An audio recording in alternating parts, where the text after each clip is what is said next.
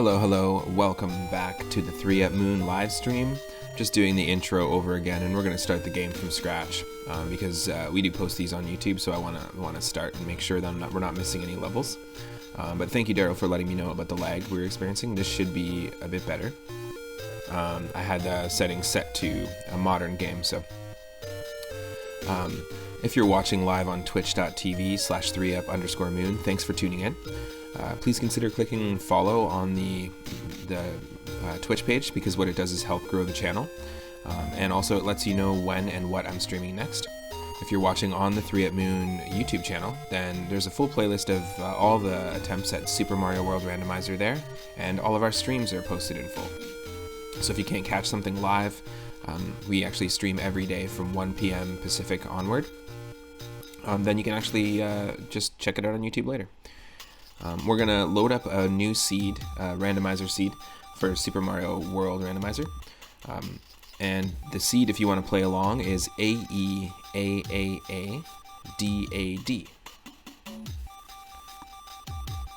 The music we're listening to is from Yu-Gi-Oh! The Eternal Duelist Soul, a trading card game on the Game Boy Advance. The really funky, really awesome soundtrack. So it'll just be a second here and we'll have the game up. Thanks for tuning in.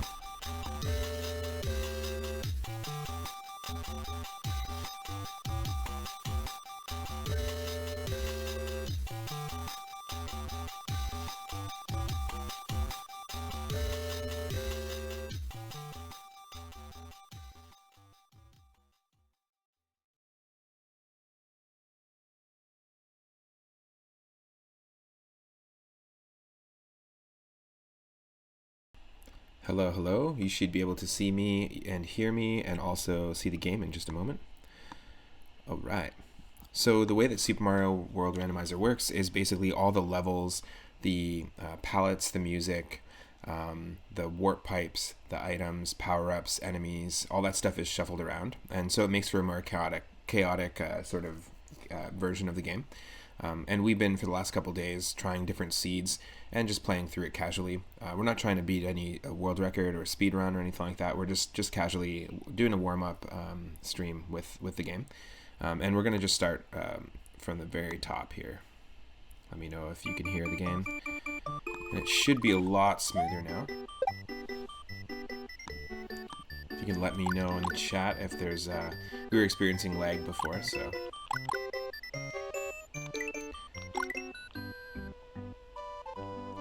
So hopefully this will look a little bit better.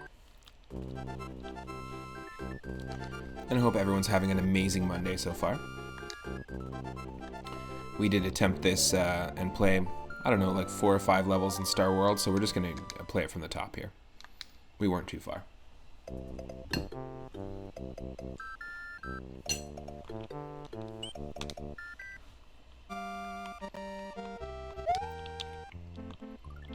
Now the cool thing is that any level can have ice physics or be underwater, or stop you from using Yoshi, not just castles and ghost houses.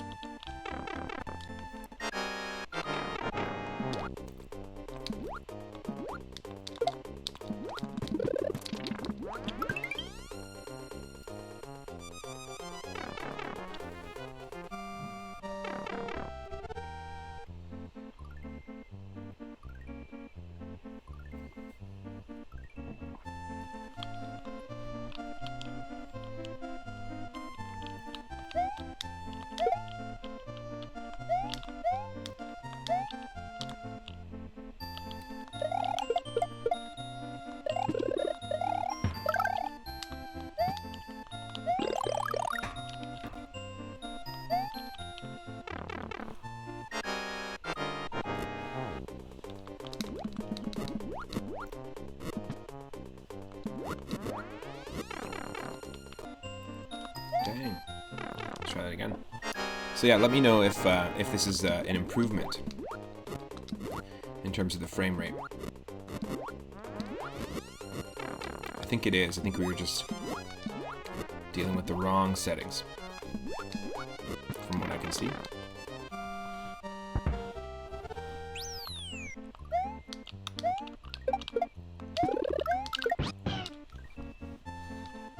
Much improvement, yeah! Well, I think I found out the perfect settings that work for the Binding of Isaac to get super smooth, fluid streaming. But they are not the perfect settings for when we're playing an old school game, so that makes sense. It makes a lot of sense.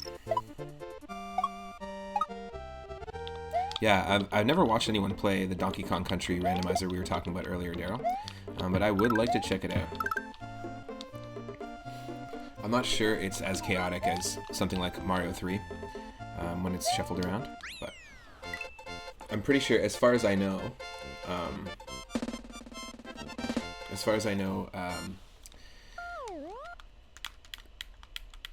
Isaac runs. Yeah, Donkey Kong Country Randomizer and Donkey Kong Country 2 Randomizer, as far as I know, it just shuffles around the enemies. So it randomizes the enemies, randomizes boss health, and I think randomizes entrances. It's an entrance randomizer, so very similarly to when we were playing Earthbound, and each door took you to a completely different area. Ancient Cave mode is essentially, the mode that we played that turned it into a maze, is essentially an entrance randomizer at its core. The Isaac runs are going okay. We had a couple of decent runs, but no, I've only beat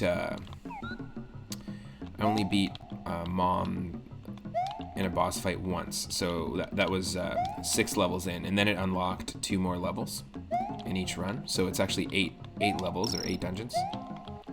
And I've only gotten to the 6th. We haven't gotten farther than, so we haven't gotten to the end of one of the more recent ones, Womb 1 and Womb 2. Yeah, so we haven't even got to any of those yet. We've unlocked them, but we've had some pretty cool runs. I had a really fun last night. I had a Azazel run, a couple of great Kane runs. And for anyone that doesn't know what Binding of Isaac is, it's basically just a roguelike game where every time you play it, it's different, similarly to a randomizer, which is why I really enjoy it. But it's highly inspired. It's like a roguelike dungeon exploration game, highly inspired by the dungeons from the original Zelda, or Link's Awakening, like the Game Boy Zelda. And every time you play, there's different characters. Every time you play, there's a completely different dungeon, different enemies, different bosses, and also different items and treasures you can pick up, which buff you or debuff you. And those things... Sorry, Yosh. Ooh, no. Those things reflect on your character visually, if that makes sense. So everything you pick up changes the appearance of your character as well as the way it controls and plays. So every single time you play, it's just a completely unique experience. It's awesome. Really, really enjoy it. It's done by Edmund McMillan, who was the creator of Gish and Super Meat Boy. No, I don't think I have Greed Mode. I haven't seen Greed Mode. That might be something that only is in Afterbirth. Binding of Isaac Afterbirth.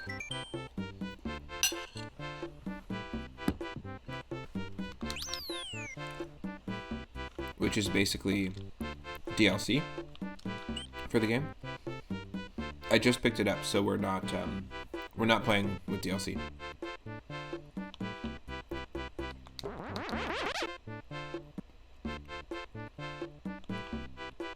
Mm-hmm.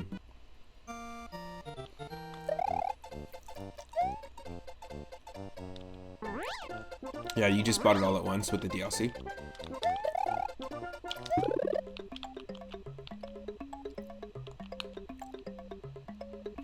I plan on doing that with Afterbirth, Afterbirth Plus, and the new DLC that's coming out in the spring, Repentance. I know that you pre-ordered it already. But I only just picked up the game recently. I haven't really had access or the ability to play the game until recently, so. But I have watched people play it for a very long time. Oh.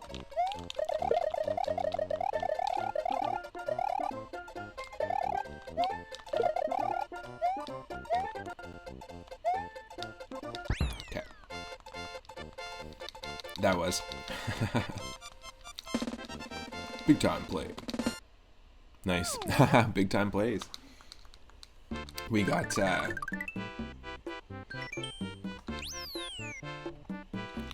weird Asiago cheese. So yeah, the level names and all that stuff is completely randomized. I really wish my emotes would be approved a little quicker. I got some really fun, because since we made affiliate on Friday, I got some really fun emotes in the queue.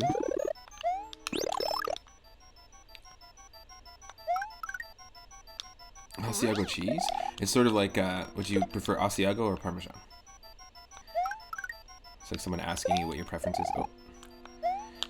Yeah, so I have some really cool game-specific emotes that are related to Binding of Isaac Rebirth, Super Mario World, and Super Mario Bros. 3 for subscribers of the channel, anyone who's subbed, in all 3 tiers, Crescent Moon, which is tier 1, Full Moon, and Eclipse Moon.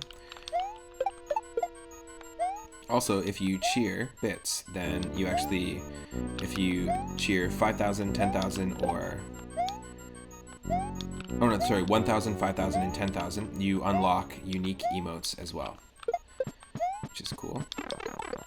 It just takes forever. I was looking it up, and apparently it can take a long time. Apparently it can take a really long time. It can take up to like a couple of weeks.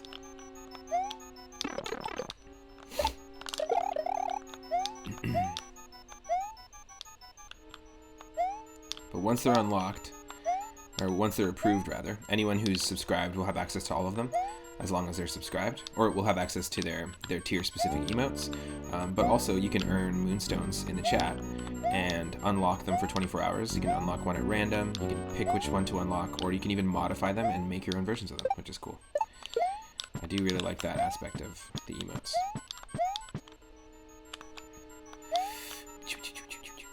No!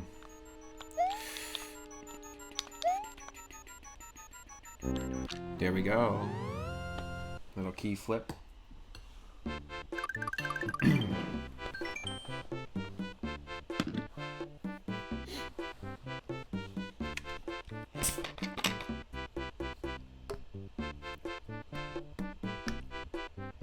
I like that a couple of runs ago, Star Road was called Moonline, and I felt that that was very suiting.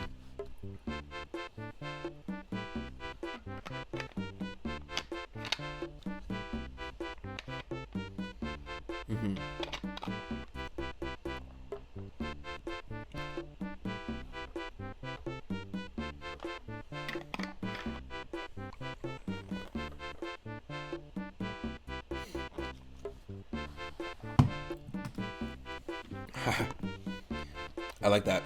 Instead of bean curd mooncake, moon curd bean cake. Sounds like a 60s musician. Like a groupie. That's funny. I'll be right back, just a sec.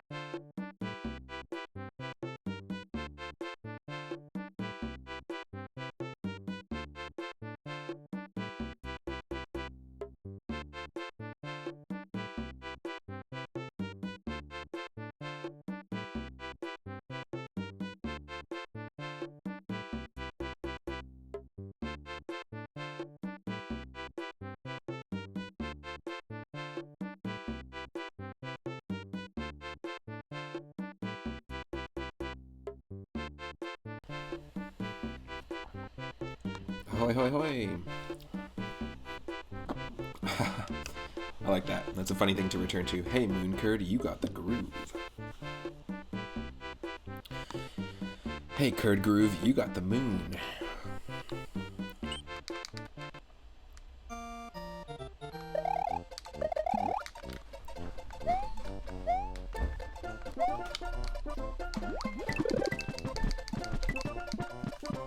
Awesome. Oh, nice. Dodging the fish.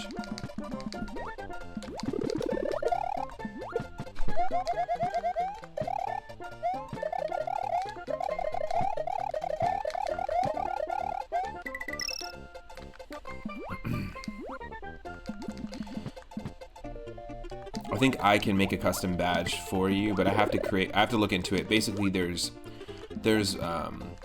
rules. So I can actually make the subscriber badge look different. For example, if I'm subscribed to my friend Ryder of Lamia's channel, then I get a little Dragon Quest slime instead of a star. So there's a few things I've actually created a few, but they're just all in the approval process, and I'm not sure why they do take so long, but I'm gonna have to get the key, so just a moment here. Oh, no way, thank you for the raid. Right on. Welcome, welcome. Welcome, Horatio, how's it going? And for the host. Hope you're having an awesome day. So used to catching you in the surfing stream. What have you been streaming today? And yeah, Daryl, just in answer to your question, yeah, I do have some custom badges because we just made affiliate. So if you subscribe, then you can get custom badges and also custom emotes. But at this point, they're just it's just all in the approval process. But I can make I can also make roles for the channel, and I'm going to be making a role for you. So slow your rolls. But no, I can basically like make a custom badge and a custom role for anyone in the chat, which is awesome. Okay, let's do this. And anyone that's just joining in, hey Horatio, how's it going? My name is Matt, otherwise known as 3UpMoon. I'm a retro streamer. I just started the channel on January 18th, so we're just over a month old, and we just hit affiliate, which is awesome. I stream every single day from 1 p.m. Pacific onward, and I play everything from retro games just as they are to randomized retro games. I play a lot of Mario Brothers 3 randomizer, we've done Earthbound randomizer, Pokemon randomizer Nuzlocke, and today we're playing Super Mario World Randomizer. I also play ROM hacks and fan games and RPGs on the channel. Basically the way that Super Mario World Randomizer works is all the items, the levels, the enemies, the palettes, everything's swapped around. As you can see here, Lakitu drops Paragoombas, which is pretty funny, actually.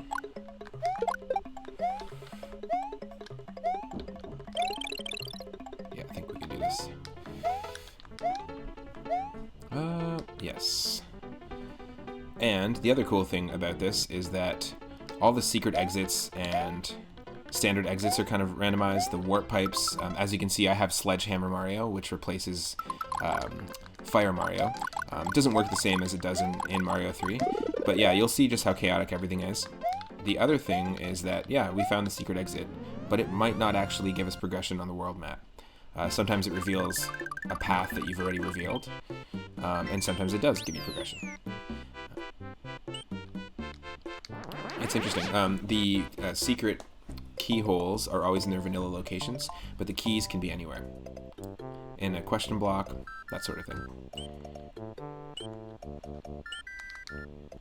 Right on. And also, I post all of my streams in full on YouTube, so you can follow the 3UpMoon YouTube channel if you can't catch anything specifically live. Whoop, whoop, whoop. Oh.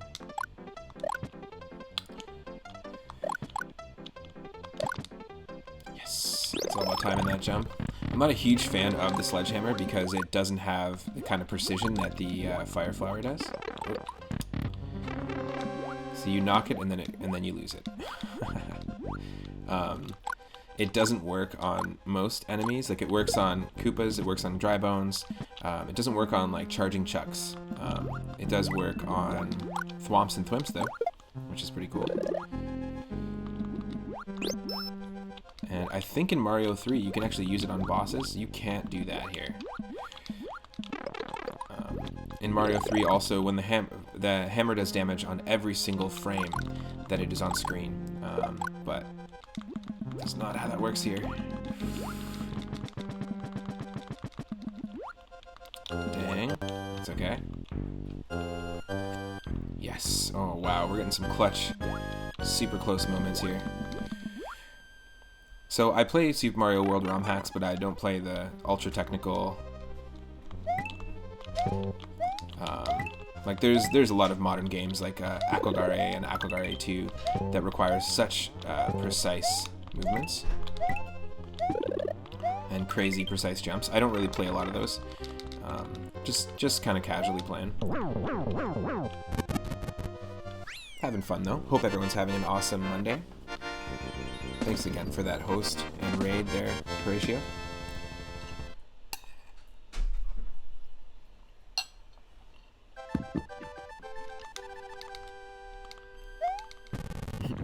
Big time plays.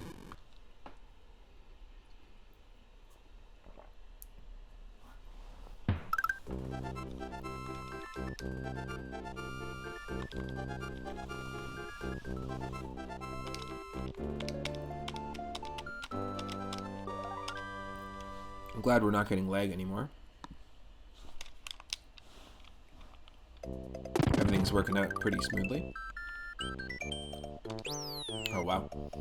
The names of the levels are also randomized. Wounds of Koopas.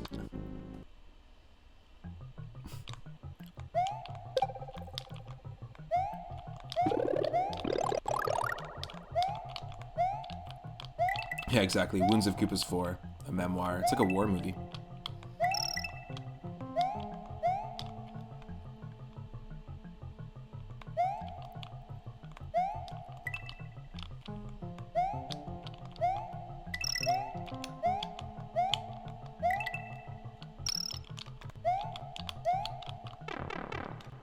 Wow. Yeah, all the war pipes are completely shuffled around as well. Like the sub areas. Ooh, come on.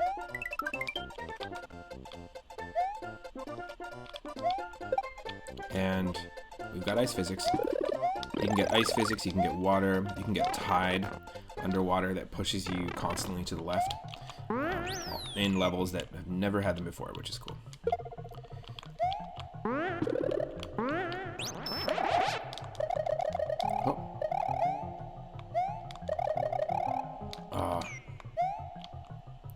No, I want that, but we just can't.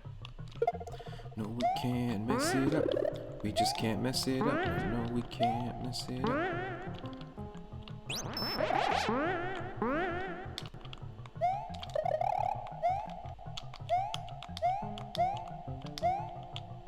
Thankfully, there's no ice physics here.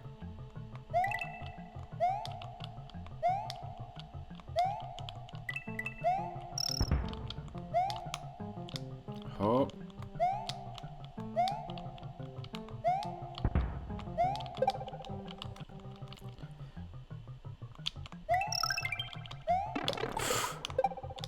Ah.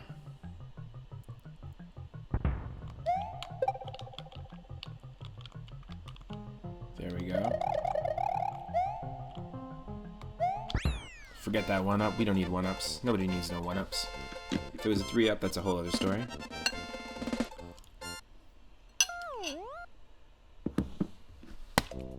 Ooh. Sorry, that's happened a couple of times now. Yeah, we have Guppy's tail now. 9 lives. This is the OG Cat Mario before Super Mario 3D World.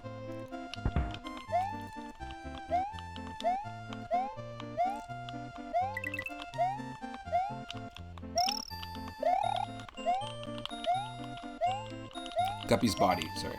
Sorry. Can you imagine if that offended you? It's Guppy's body, dude.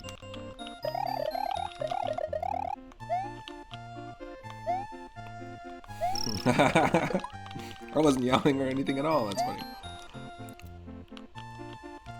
That's funny. Oh. Oh. Oh. I just don't want to wait for these dang old bullet bills.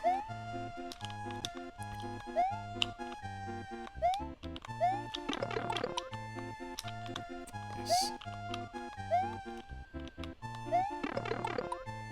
No. I'm not pressing down here, so I'm not sure what's going on. Come on.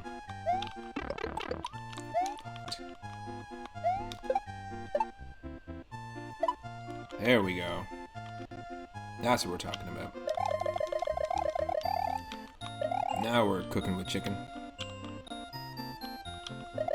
We're not cooking chicken. We're cooking with chicken. Oh, what are you making? Oh, grilled cheese. What are you doing? Oh, I'm just heating up the chicken. I don't have a pan, so I just use the chicken as my pan.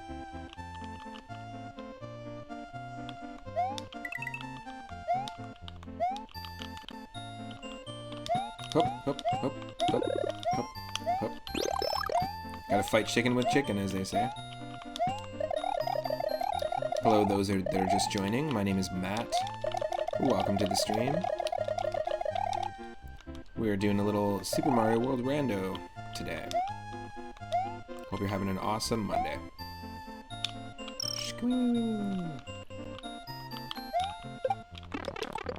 As a matter of fact, it's chicken.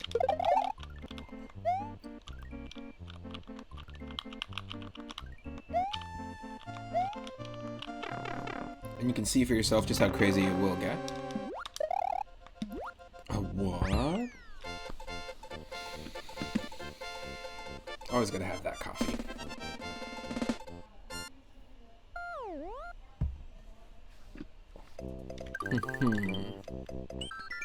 Hype World. Hype World in Yoshi's Island? That's the name of our Star Road area, Hype World.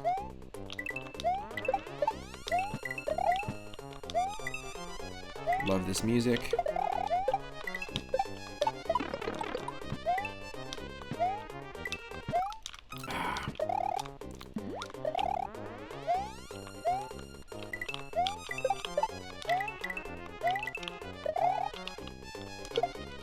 Oh, and we have ice physics.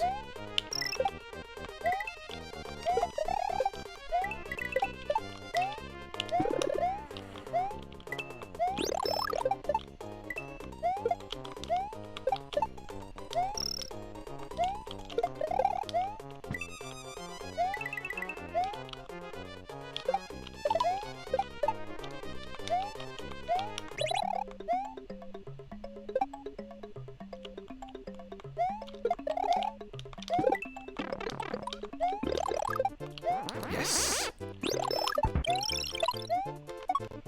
That's what we're looking for.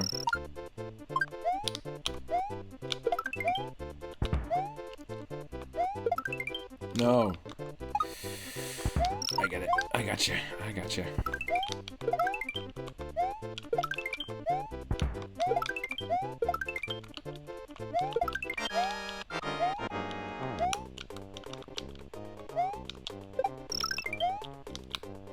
No.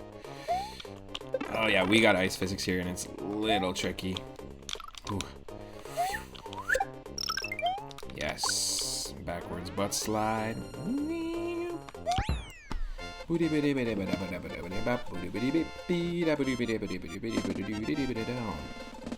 Honestly, one of my favorite songs in the entire soundtrack. It's super funky. It's very like prog metal in terms of some of the riffs, but also really like the Vanilla Dome music. I'm biased as a drummer. They just have epic rhythm sections. Ah, just a nice forest stroll.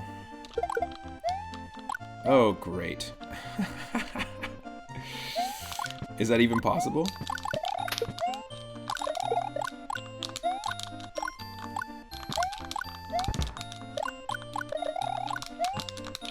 Great. I'm not sure this is possible.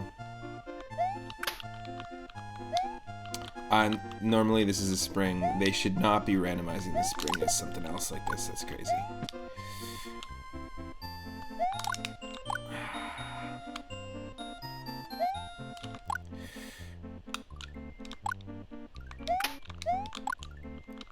Oh, maybe?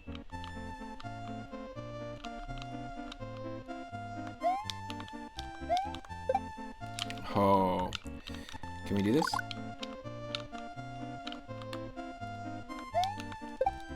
Oh.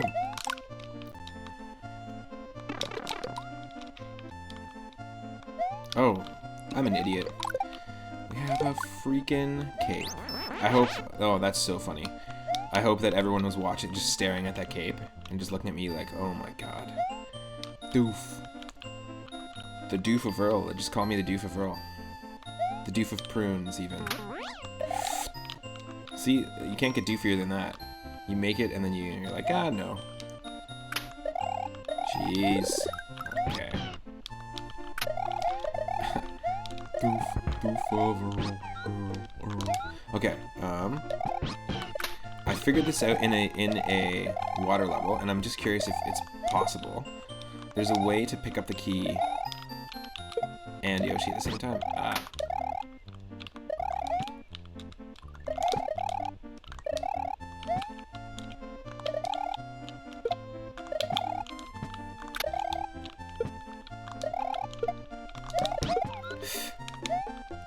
You know what? Sorry, Yoshi. I figured it out in a water level. It was the first time I was able to figure out that trick, which is awesome. Really stoked, actually.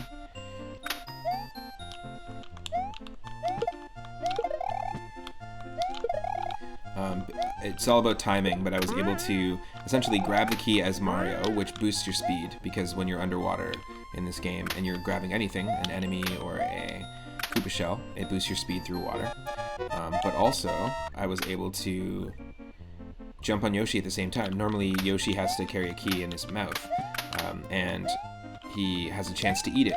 If it's in his mouth for too long, it'll eventually swallow it.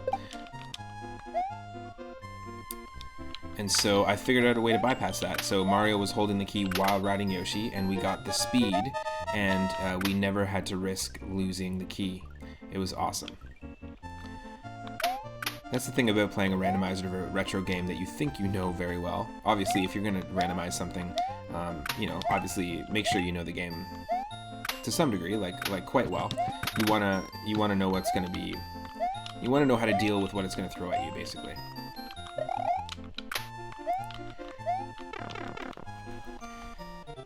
But you learn so much from doing randomizers. I have, at least.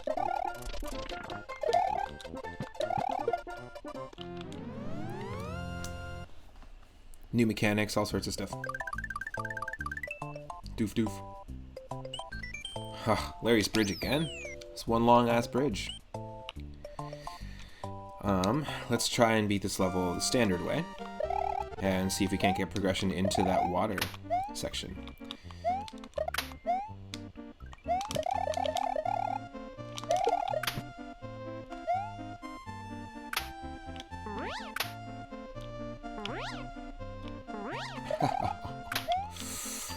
Try to cheese it.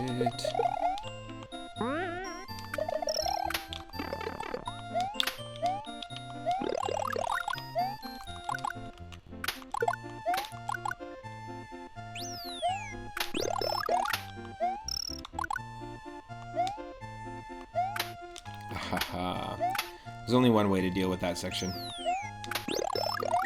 Quickly.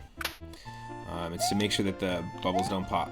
So you do that, and you... Oh no!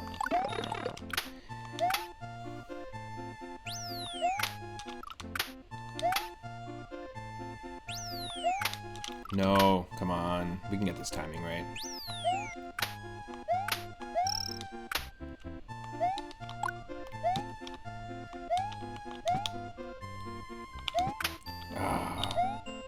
We almost avoided it all.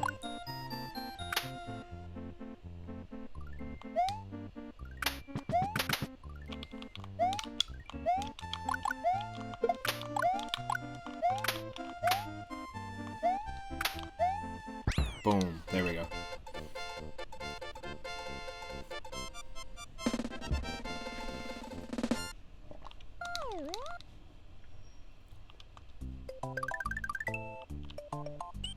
Nice. Okay, so we got ourselves another hype world question mark level. I don't think the levels even know where they are because they're constantly questioning themselves. Asiago Cheese? Hype World? Larry's Bridge? What? What?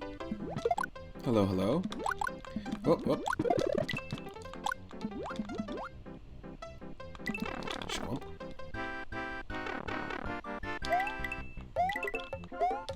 I believe Existential Mario would be Existario.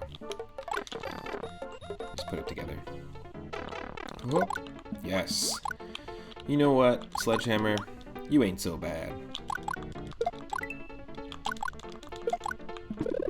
You ain't so bad after all. I prefer the Fire Flower, but this'll do.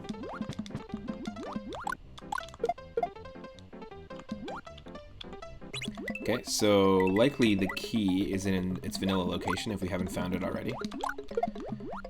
Which is right here. Yes, it is. Alright. And for those that are just joining, you can see that sometimes the secret exits do stuff and sometimes they don't. Yay! It does! Ink Swamp. Nice. Okay, let's continue this. Let's beat Hype World, sorry, in the standard exit. Now, I'm not trying to beat any personal best or world record or anything like that. We're just doing a casual stream. Just hanging out, playing Mario kind of day. We've been spending a lot of time practicing Mario 3 Randomizer. And before I dive back into that, I'm going to make sure that I get the... there's a newer version of the randomizer, so I'm going to do that. It actually doesn't cause any soft blocks, which is nice. It is possible for this game to be unbeatable, and which means we hit a dead end before we get to Bowser. It is very possible. But the last 3 seeds that we played, we all found beatable seeds, which is great. They were all beatable.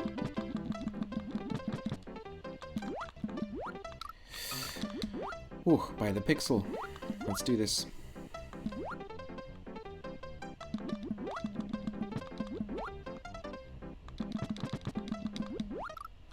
Come on.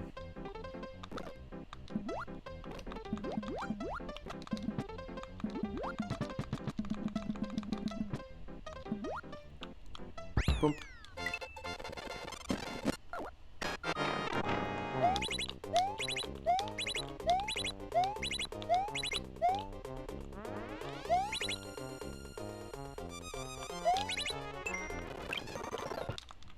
Nice. Cool. So yeah, we're getting pretty lucky with the exits actually leading places. Interesting. Emerald Fortress, Ink Swamp, and then Larry's Bridge.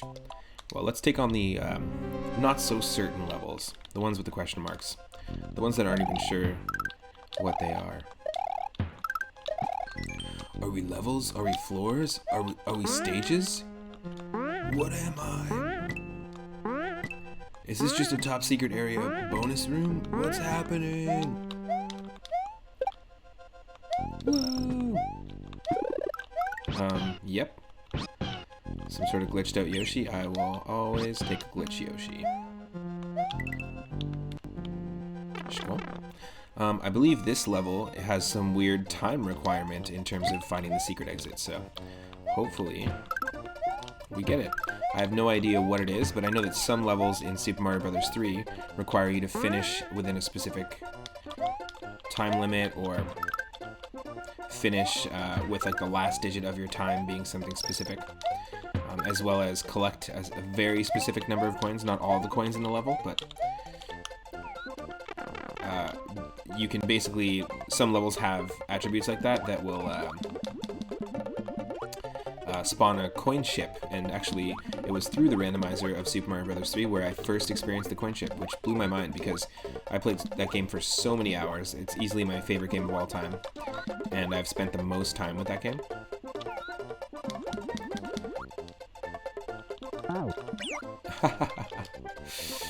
Spent the most time with that game, but I'm constantly learning new things just like this.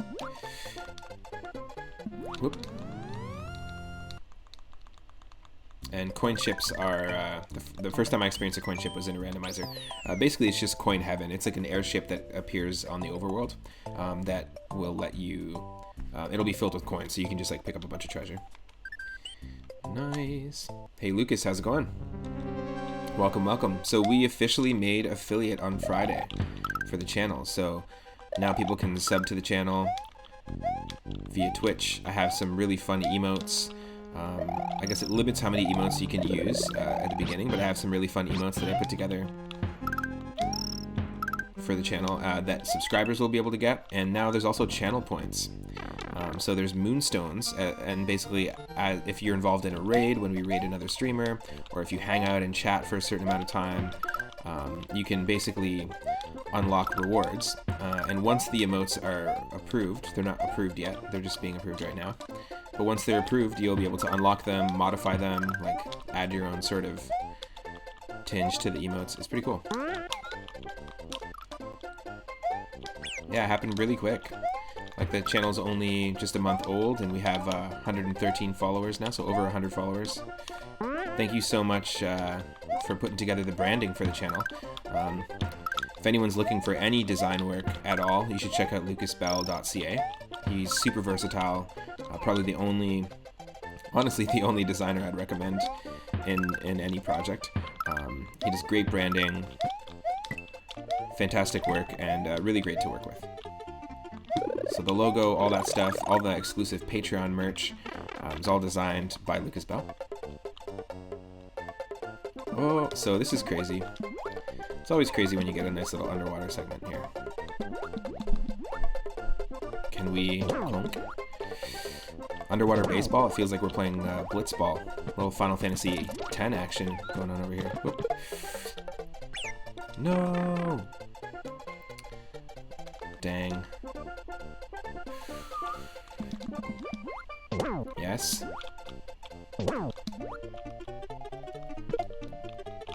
Nope.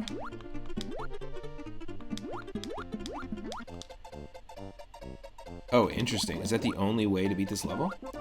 There's gotta be... There has gotta be... Oh no! Oh, shoot. Yeah, no, I think we might... This might not be a home run. Clunk. Yeah, we had to get baseballed there. There's only one option. Okay, so unlocking this area is going to be interesting. We got to do it again, but we can't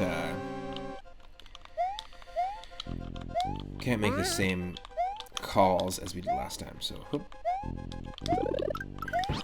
So I thought this level had a time-specific secret exit, but I guess the specifically the warp pipes are completely randomized, so you never know what you're gonna get. Last 3 times I played this, we couldn't find the secret exit of this level, so it's obviously swapping out the sub levels here as well. Yo, Surfins, welcome, welcome. Hope you're doing well. Thank you so much for the subscription. We almost have our emotes fully approved. I submitted them like 3 or 4 days ago. It was 3 days ago actually. But sometimes it takes a week or 2. Nice, I really, really appreciate it. Thank you so much for being so supportive and the kind words that you've said about the channel.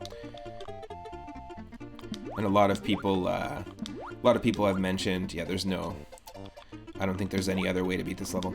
A lot of people have mentioned just how good the channel looks, and Lucas Bell is in the chat right now. He is the designer that I hired to design the branding of the channel. You know, all the beginning screens, the Be Right Back screen, the custom merch for patrons of the channel on Patreon. So that's pretty cool. I'm glad that Lucas is able to join us. I'm glad you're able to join us as well. My good buddy Daryl. So got a good crew, and yeah, thanks again to Horatio outside for the host and the raid. I'm not trying to go to this level here. For people that are just joining, this is just a fun way to shuffle up the game. I don't think that we're going to be able to open up what would be either a Switch Palace or another Star Warp here, or maybe Top Secret Area. So we'll just move on. We've got Emerald Fortress and we've got Ink Swamp. So let's go ahead and take Ink Swamp on. one of the things I like about this game when it's randomized is that some levels can have ice, some can be underwater when they don't normally. So yeah, you just got to be on your toes, and one of my favorite things about randomizers is, yeah, it just gives you a completely different way to experience a game that you think you know. Haha. Yes. Thankfully there's a shell there, otherwise this would not have been a completable level. Only thing I wish is that there was a choice. I really like the idea of randomizing the power-ups because you don't know what you're getting, but there is a chance that can't use the key here. There's a chance that you're basically not going to see the fire flower, because if the sledgehammer suit ends up being chosen, it replaces the fire flower, and it's sort of built on like beta code from the original game. Oh, we got a hydrate from Lucas here. 1 second. Absolutely. Thank you, thank you. Yeah, those are the things I was talking about. Those are the channel points, the moonstones. And you can earn things like picking what games you're going to play on viewer request night that we'll eventually do down the line. You can name a character in any game that we're playing. Those are ideas directly from actually hanging out at Surfin's channel for the viewer request nights. The retro night last night was super fun, where people, some were really nice and some were really cruel about the games they were suggesting for Surfin' Supply. Why the rush? Moon curds, yeah, I like that. Cool. Alright, so we unlocked our top secret area, which in the last 3 runs of this, we have not found this, so this is super useful. We're really, really jonesing for this to have, oh, nice. Okay, so there's three capes. I was really, really jonesing to have this found. There's so many opportunities where we needed a, we basically needed power-ups, like, super crucially. I'm just going to do this hydrate for Lucas. Thank you so much. Feel free to join me, because we're all humans. At least I think we are.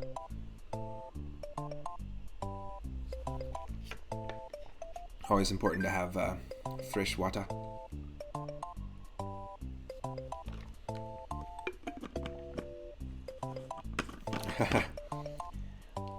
Not you, Daryl. You're one of the good ones.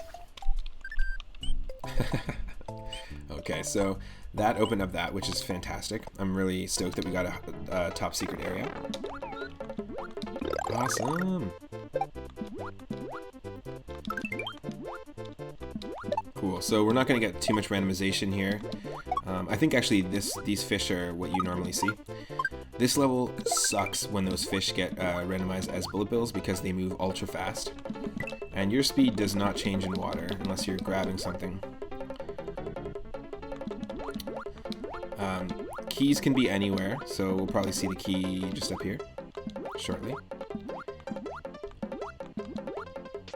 Oh, yes. Look at that. Those are some moves. What? Oh, I guess the key is in its vanilla location.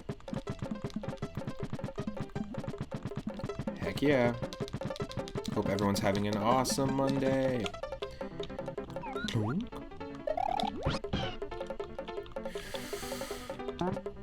Oh, wait. Can I just walk into the thing with Yosh? Yeah.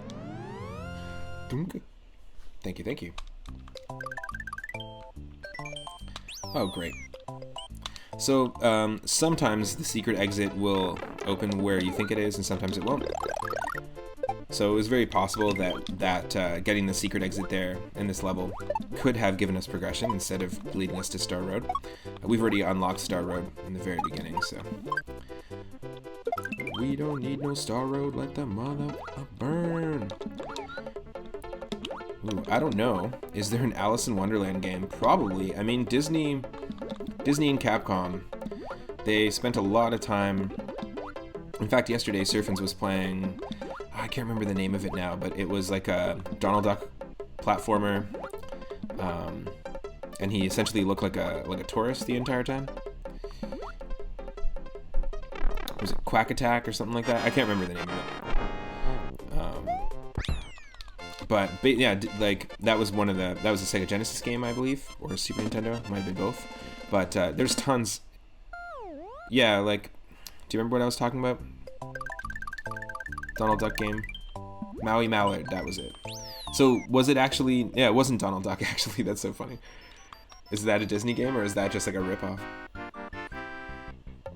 But there's tons of great, like, Capcom platformers, Disney platformers. It was Donald Duck. Cool, cool. Maui Mallard sounds like oh no! Come on. Great.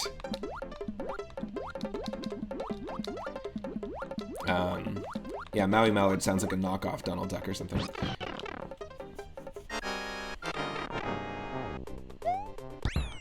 But yeah, there's a whole bunch of games for there's like a Rescuers and Rescuers Down Under game for Game Boy Color and stuff. So I'm sure there might even be one for Game Boy Color specifically, Alice in Wonderland game.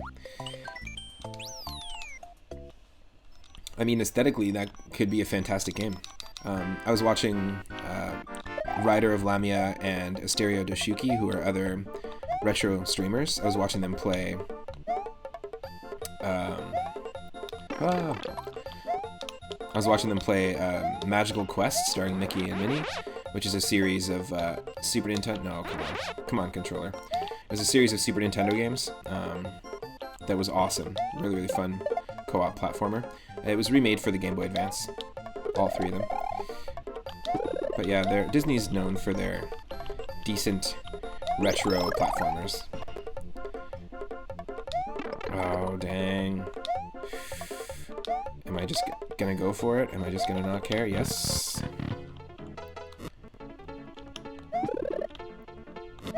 Yes. Okay, we're not leaving that behind. We getting lucky here? Ooh. Dang. Yeah, no, we're not gonna be able to make that jump, are we? On top of this guy. Okay.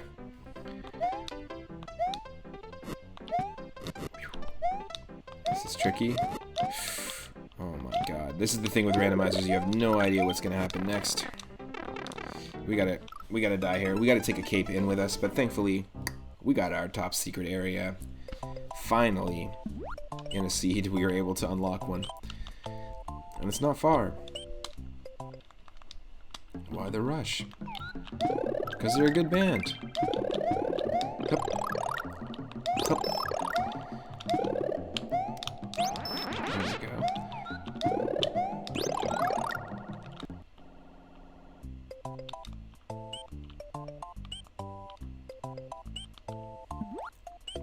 go. Okay, Jungle Ghost House. Back in there. Let's do this.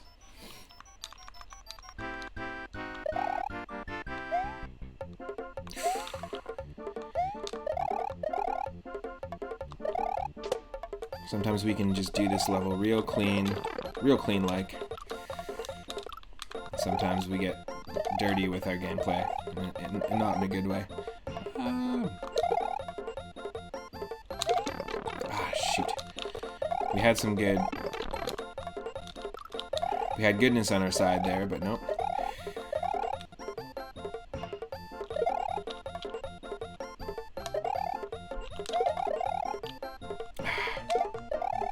Nope. Oh, he's a ghost. That makes sense. He's a ghost. Can't hit no dang ghost. Oh, give me a break. Just wait for him. There's our backup.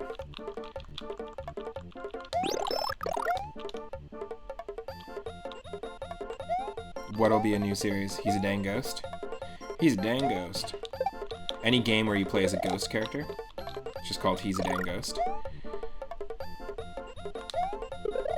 Whoop. Oh no, come on. I mean, this isn't even a ROM hack. And those are the things that are supposed to give us trouble. Oh, yeah. A dirty playthrough, yeah. Basically where you cheat. Ah. Oh, come on.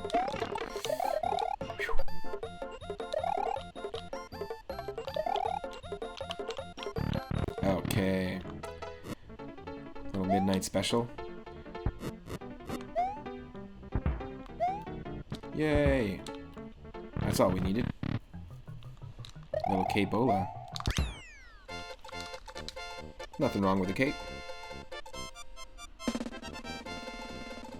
I mentioned it before yesterday in a stream, but there's something we've been practicing rando runs of Super Mario Brothers 3, and specifically because I want to race someone on stream. I'm looking into how to do a multiplayer stream or like a co-op stream where there's two streamers on the same channel, even though remotely we're not in the same place. And I want to try and do some just friendly, casual races of randomizer retro games, specifically Link to the Past randomizer, which I'll be starting this week. I've been practicing lots of different runs of that game. And yeah, I'll be starting it this week. That and Super Mario Brothers 3. And for the last 2 weeks, we've been actually practicing Mario 3 rando. It's quite chaotic. It's a lot more chaotic than this. But there's like an at-home feeling when you have the cape. Like, there's something about the physics of how Super Mario World works and how it controls, like the flow of the character. But specifically when you have the cape and specifically when you've got Yoshi. There's nothing more at home for me than having the cape and Yoshi in this game. And it's also just nice to switch between games and really have to get used to the mechanics again. Whoop.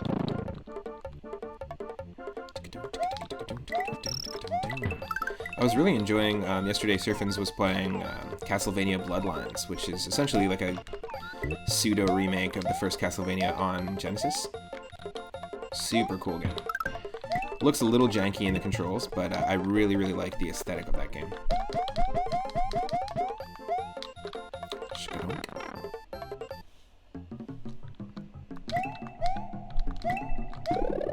Ho ho ho.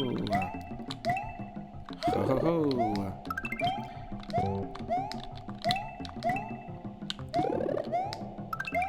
Nice, 3 1-ups. It's not the same as 3-up, but yesterday we got spoiled. We basically... Sorry, Yosh. We basically found 2 3-up moons in a randomizer seed. Oh, never mind. We can't do that here. I always have the inclination to cheese this level out, but we can't. But yeah, yesterday within an hour we found 2 3-up moons, and then we found another one 2 hours into the playthrough. Also, we found 3 more 3-up moons, so 6 3-up moons in the entire day yesterday. And something I'm doing specifically for the patrons of the channel. If you can support the channel and want to support the channel via Patreon, you'll get a mention in every single stream that we do.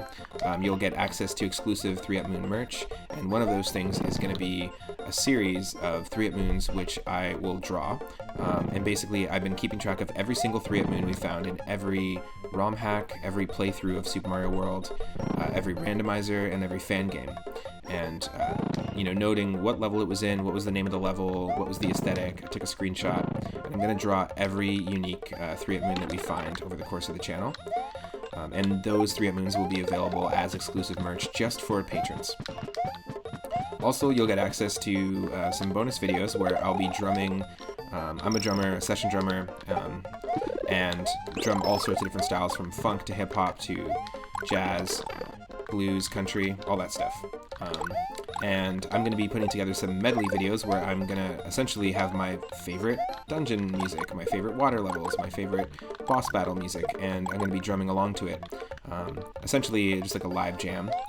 And it'll all be improv, and it'll also all only be for the patrons. So I'm excited for that.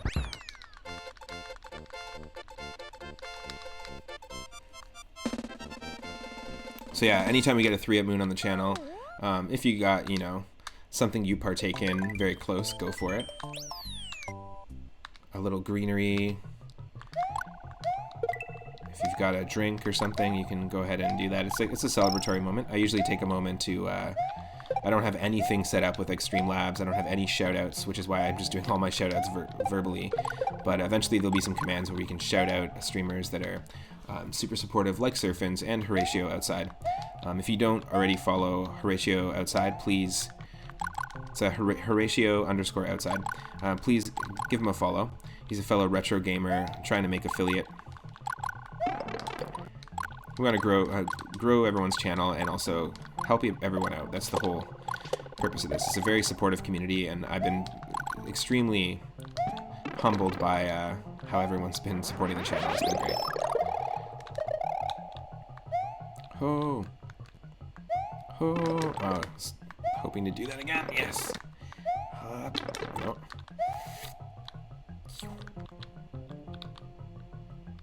I want to practice these maneuvers.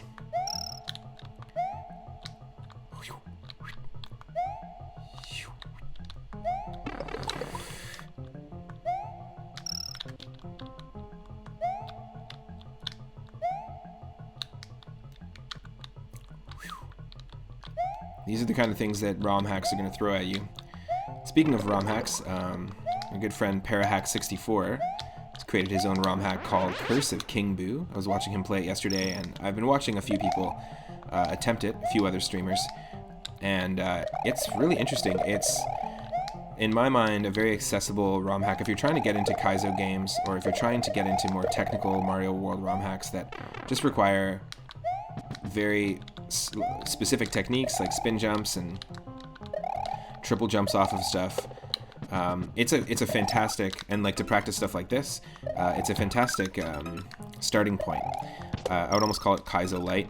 It's a really good accessible entry point if you do want to get to playing games like Invictus or Akogare 1 and 2, which are very good ROM hacks, but they're very, very technical, and you will die multiple times learning the levels. But yeah, I haven't tried Curse of King Boo yet on stream, but I played a few levels, and yeah, I'm really into it. It's got some fantastic music as well, custom music from all sorts of different video games, like Super Mario RPG and Chrono Trigger. Yes, this is chaos. Yes. Holy moly. Burb it up. See you in a bit, Daryl.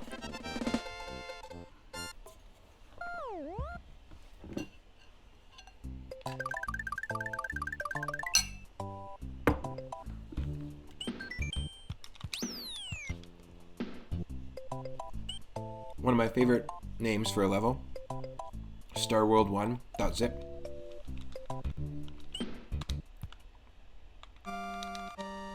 Alright.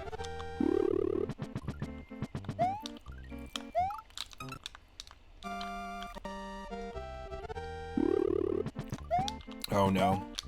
This level with splitting chucks is going to be really tough, because they pretty much appear everywhere. Yeah.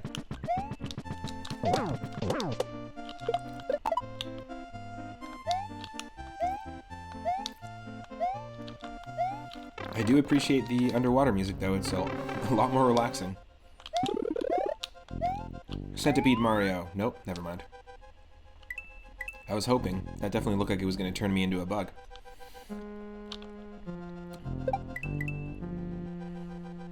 Oh. Oh.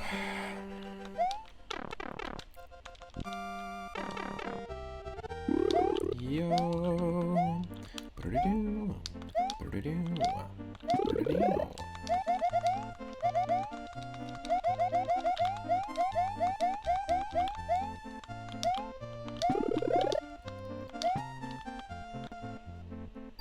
Okay.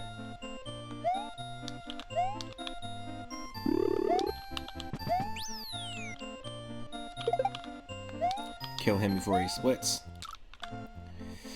Shoot. Oh.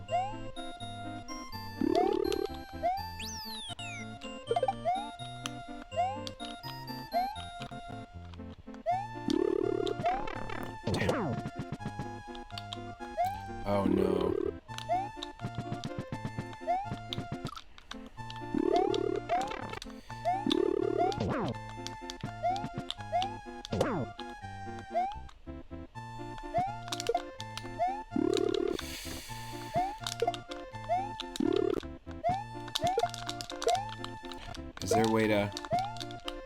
Is there a way to bounce off this? I don't know how to do the shell jump.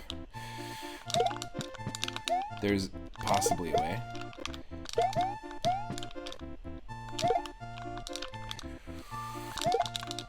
No. That's one technique I just haven't mastered in this game.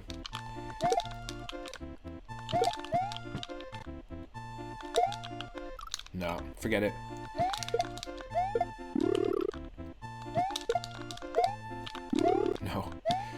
There's a double action there. There was something happening. I just don't know how to...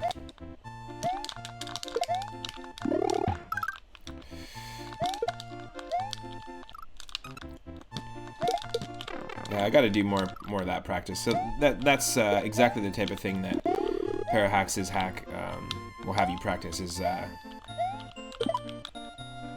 things like kicking a shell and jumping off it. Like kicking it against a wall and then jumping off it. Oh no. That slowdown. Sprite slowdown that can happen. These old games, she just can't handle it.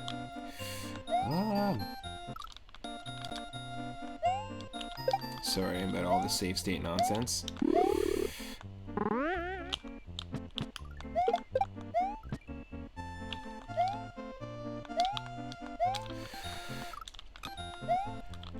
So, hey Steel Rain. Basically a randomizer, essentially, is it takes the game and gives you a completely different experience where it shuffles a lot of the main aspects of the game. So this one specifically, all the levels are randomized and shuffled. All the power-ups, all the enemies. The enemies still spawn in their original locations, but we get different enemies. All the items, the music. This is boss music instead of bonus music. All the warp pipes. And also the health of the bosses. So instead of just being a normal 3-hit Mario boss, sometimes they can be 1, sometimes it can be 20. So anywhere between those numbers. It's pretty cool. And if you haven't seen a randomizer before, it's available for all sorts of different games. I've been practicing Super Mario Bros. 3. You can play Zelda randomized, where all the treasure chests and the dungeons are randomized, all the items. Like each quest, what you get for each quest is completely random. It's super fun. It's very, very cool. You can if you just type an old game into Google and look up randomizer, you can see if one exists, and you can see if people have played it before. Basically, if there's a game specifically that you want to try out, sure, there's a video or a streamer giving it a shot. It's really fun. And you know, it's especially for a game that you know well or you haven't played in a very long time. It really creates a new, fresh experience. It's great.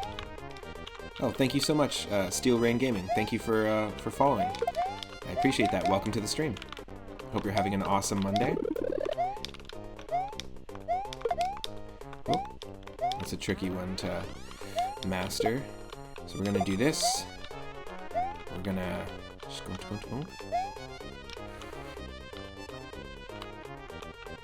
We're gonna do this.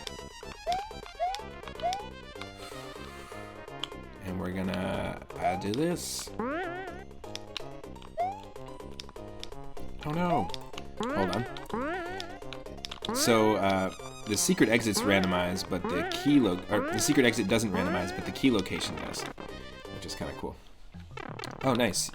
And you're a streamer as well. Awesome. I'll give you a follow. You stream Kaizo hacks, but you've always loved Super Mario World, so a randomized version will be cool. Yeah, so I was actually just talking about that. Like, I'm not super that well versed, so I don't think I could play a Kaizo hack, to be honest. I don't think I'd be good enough. They're very difficult. But I have been watching a lot of different streamers play Akolgare and Akolgare 2, if that's considered a Kaizo hack.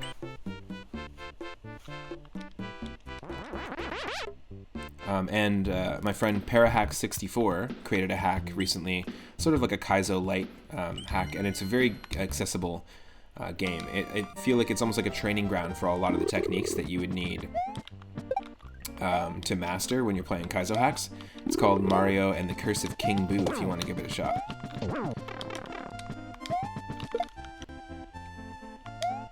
It's got a lot of great music.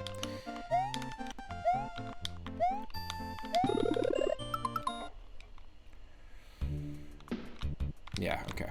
So we need to just beat this without the, Oh no, interesting. Hold on a second. We need that. Okay, I got you. Yes, it is. It is on SMW Central. Curse of King Boo.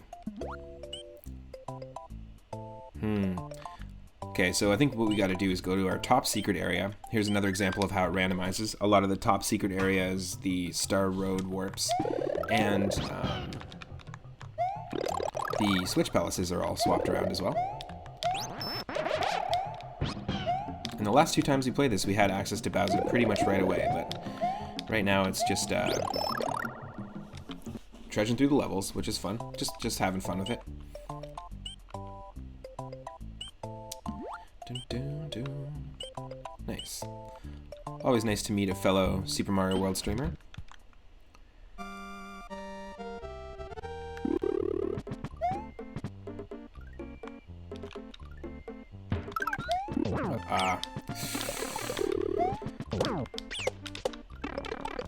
Wait a second, actually. So the Yoshi powers, like what power each color Koopa shell gives Yoshis, is completely randomized. So I kind of want to see what we're gonna get here. So sometimes it'll give you the ability to, essentially, like for the length of time that the shell is in Yoshi's mouth, you'll be able to earn coins. Sometimes it'll give you like a moon jump, a taller jump. Sometimes it gives you wings, and sometimes it gives you fire breath or a ground pound. So let's see. Interesting. What does that give me?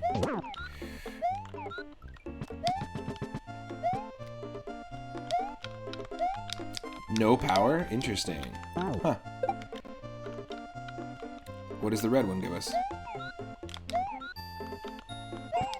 Cool.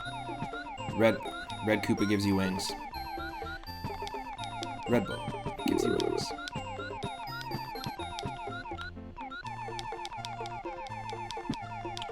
Oh, ha ho! Can we beat the level this way? Nice.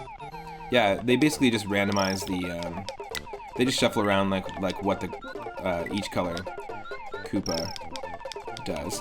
And also, you can get stuff like this in levels that you don't expect it. You can have levels give you ice physics or be underwater if you don't expect it. You can have a level kick you off of Yoshi before it starts. There's all sorts of different craziness that can happen.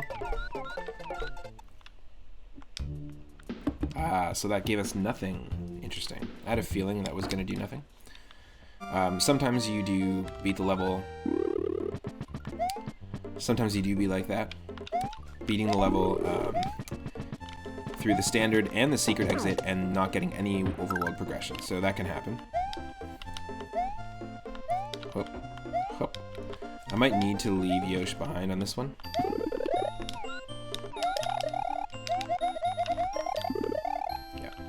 Behind,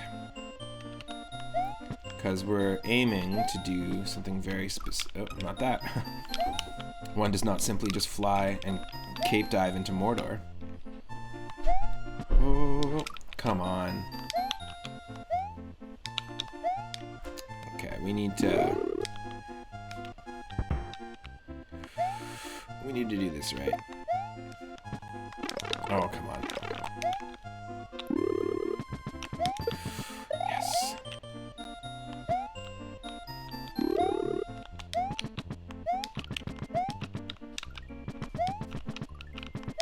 Come on. I feel like a matador with my cape over here. There we go. Which, by the way, matador is just Spanish for murderer, which is kind of insane, if you think about it. Okay, can we get the speed? Ah!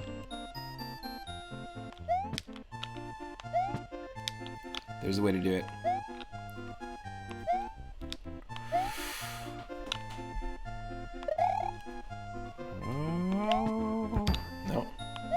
Come on.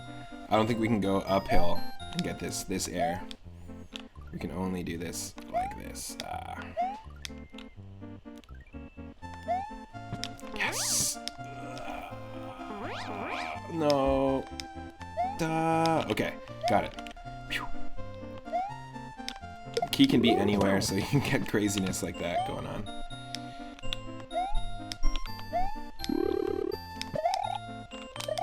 No! Nuts. Okay. Oh yeah, there's something, like I said earlier, there's something really at home. There's a really great at home feeling when you're,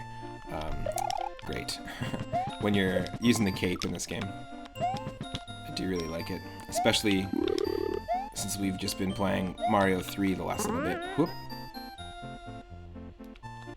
Yes.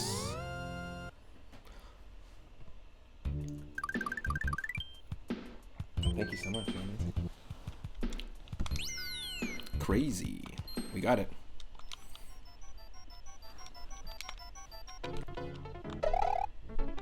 Okay. And stuff like this can happen. Yeah, I highly recommend checking it out, Steel Rain Gaming. And if you want to play these exact levels and give this a shot, the seed is AEA-AADAD. Pronounced Ayadad. Basically. You can use like A to F. It's like hex code. Or you can use any digit, any number. You can have the game give you a completely random seed, or you can type one in and see what you get. And this one, I just decided to type it in. Okay. No, I did not want that. Sledgehammer suit is cool, but it does not feel like home. And also, I would much prefer the fire flower, but it is replacing the fire flower with the settings that I chose. Okay, so we've got some options here. Here's what we're gonna do.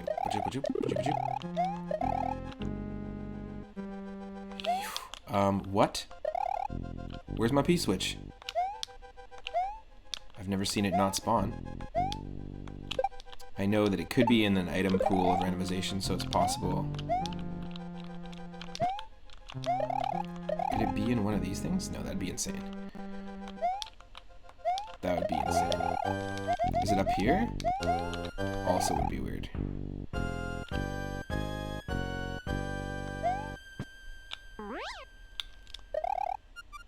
Okay. It probably was there and I just didn't see it. The sprite just didn't load. That's one way to do it. And, you know, one thing about this game that I love is that I constantly am learning new mechanics or new things about the game, because the randomizer levels truly require you to do so. Okay, so that's not where we want to go. I got you.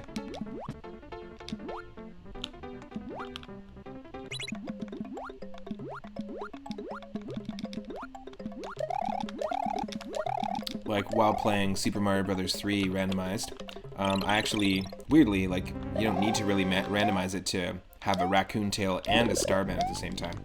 But I'd never tried this as a kid, and I played that game millions of times. But I never tried floating with the tail, just like we float with the cape, like this, while having the Starman invincibility, because in Super Mario Bros. 3, the animation of the jump when you have Starman is a forward somersault. So you can actually somersault and float. You can do like this floating, called it the summer float. It's really sweet. You can do this really interesting move. And earlier, in one of the earlier seeds yesterday, I figured out how to, I was talking about it earlier, but I figured out how to basically, underwater, when you hold an item, like a key or a shell in this game, it gives you speed. It boosts your swimming speed. I figured out how to hold the key. Basically, Yoshi and the key were on the same tile, and I did a spin jump while holding run and landing on Yoshi and picking up the key at the same time. Normally, Yoshi will pick up a key with his mouth and can accidentally swallow it. There's like a timeout. But I figured out how to get rid of that, completely avoid it, also get the speed on Yoshi. And it was pretty cool. Just felt very satisfying. So we were able to get speed on Yoshi, hold the key for infinite amount of time, and Mario was holding it while he was on Yoshi. It was just awesome. And that's stuff that I just would have never experienced or experimented with through the regular game, even though they're both scenarios that could easily happen in the regular game. They're not like due to the randomizer. It's just through the randomizer runs that I found out about that stuff. It's pretty cool. Okay, we've been playing this level a lot recently, and that means we're gonna find a 3-up moon here, because there is one. I believe it'll be our 18th 3-up moon. Been keeping track of all of them. And also, I'm going to be making custom artwork of all of them, so Days of Reason for the patrons. For the patrons!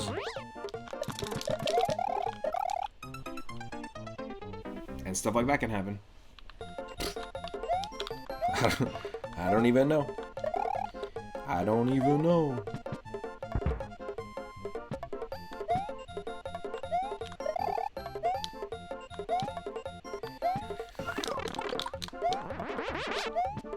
Yes. Awesome. I'm just going to write this down. I make a note and a screenshot of every single 3-up moon that we find because I'm drawing them all. This is our 18th 3-up moon. If you support the channel via Patreon, you'll be getting exclusive merch. You'll get access to exclusive merch just for patrons of all the 3-up moons we found in every single run, in every game, every randomizer.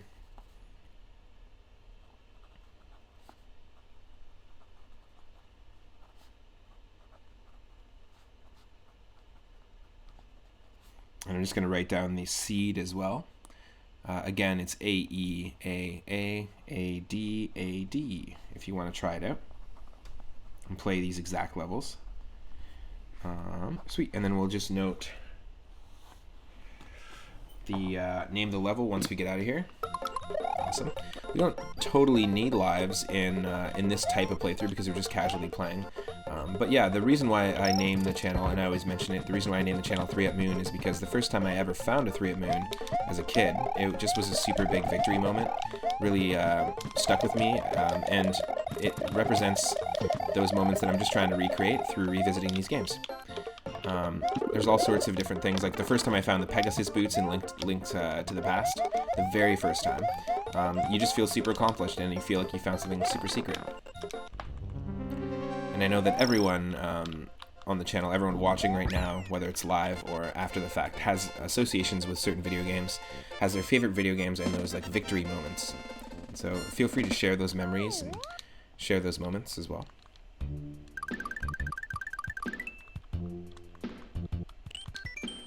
Ooh, Chocolate Bridge 0, nice.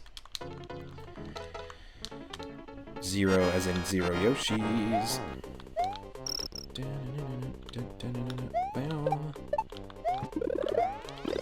Whoa! Look at this. Middle of a game of catch. No, thank you.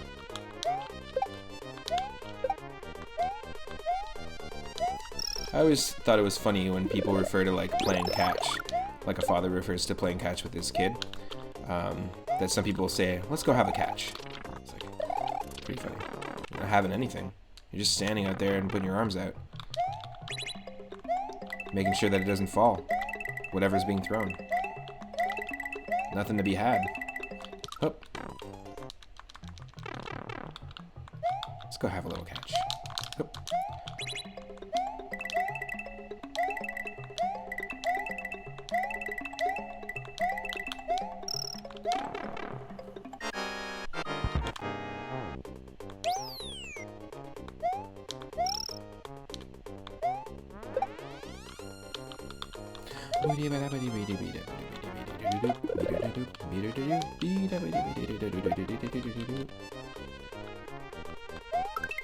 $35 for Mario's 35th anniversary, which was this year.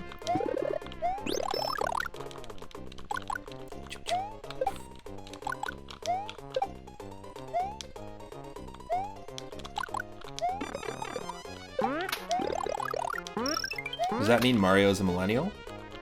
Uh-oh. The lore has been broken. Mario's a millennial!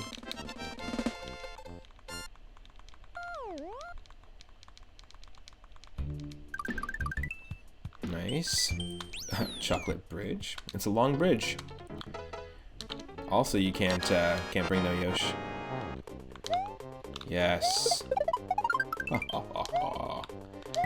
This is always a good level to play randomized. I always have fun with it. And as you can see, a level can start you off without letting Yoshis in, but they can also serve you a Yoshi.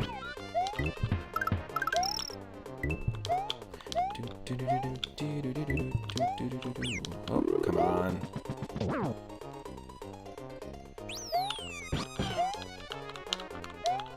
Oh. And,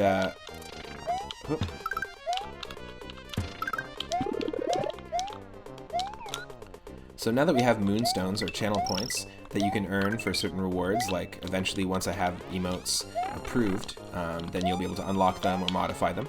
You can highlight your message in the chat, you can remind me to hydrate or check my posture, or you can name a character in the game, whether it's a party member in an RPG, or if it's a Pokemon when we're playing later today. We're going to be playing the Pokemon Fire Red game on Game Boy Advance, but we're going to be attempting a Nuzlocke challenge, a hard mode. It's essentially a permadeath challenge. Looks like we lost our Yosh there. Yeah, you'll be able to cash them in for that, and you can also cash them in to choose which game we're going to play in our upcoming viewer request nights. So any retro game, basically. Or if you'd like me to try a randomizer, or if there's an RPG that you want to add to our RPG list, because we do play RPGs on the channel, you can go ahead and do that. But if you have any other ideas, if anyone watching has any ideas for other rewards or things that they might want to use the moon stones to redeem for, please let me know. I'm super open to suggestion. Again, the channel is just a month old, so we're freshy fresh on the Twitch. And I am super open to suggestions and collaboration.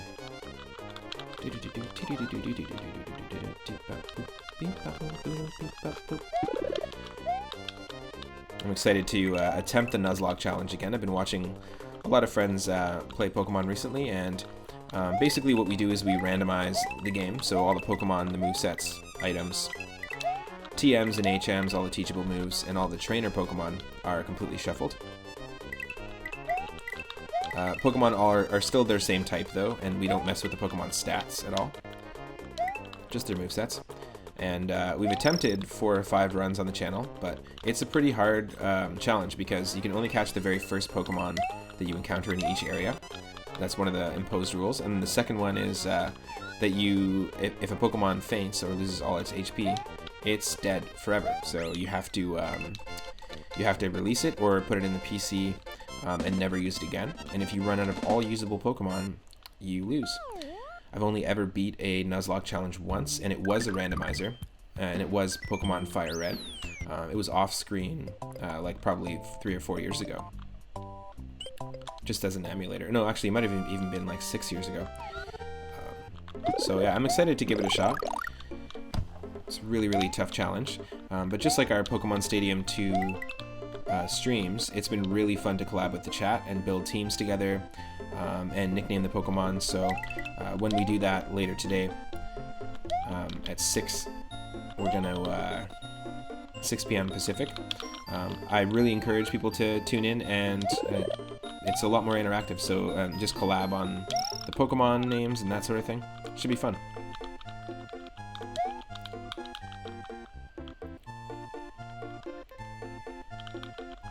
Yeah. I can't recall if this level normally has chainsaws or the fuzzies on the lines here, but I think it's chainsaws. Hopefully this gives us progression. Oh look, and we're flying underwater. Interesting.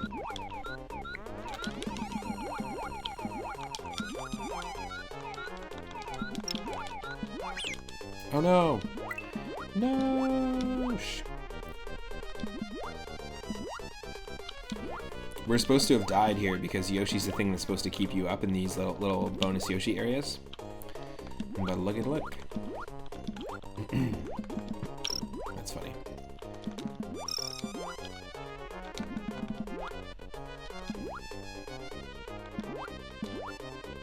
Holy moly. Will we get progression? Yes, interesting. Cool. Let's go back to this question mark level.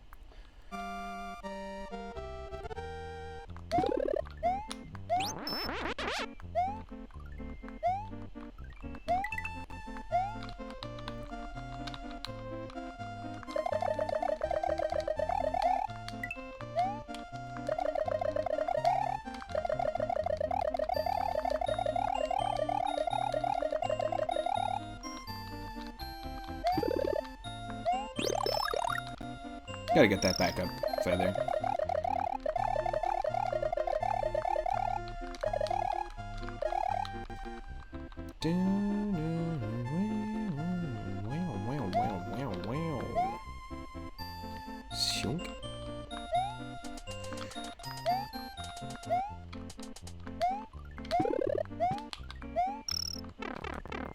is going to take us.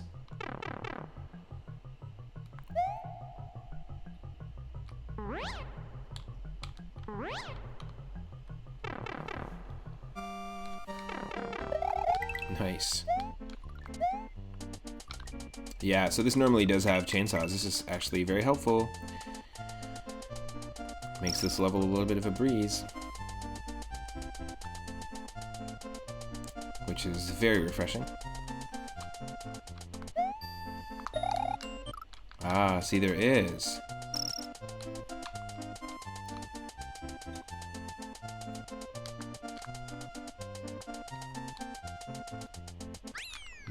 Is there a way to do it? There's a secret. It's a secret to everybody. I'm pretty sure that there's a secret exit here.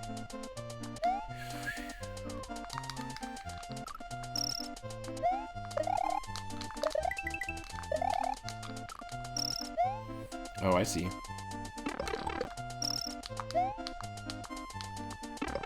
Ah, okay.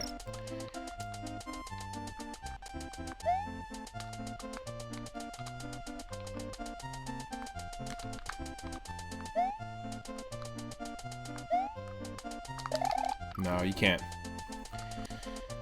Can't fly using that platform, unfortunately. Dang. That's all right.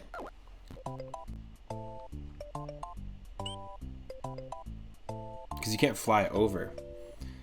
That's annoying. That's going to be really tough to actually figure out. We don't get Yoshi. Oh, we do have Yoshi in that level.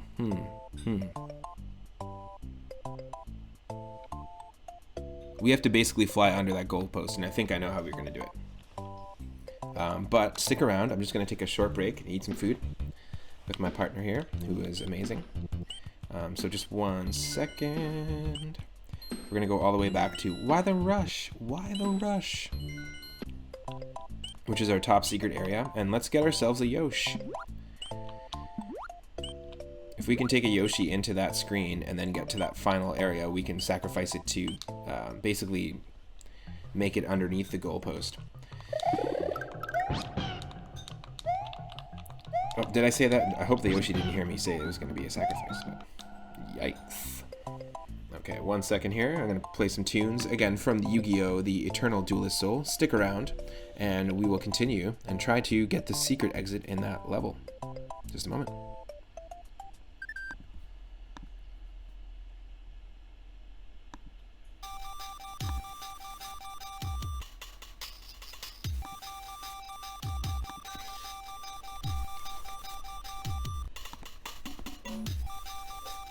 I'll be right back.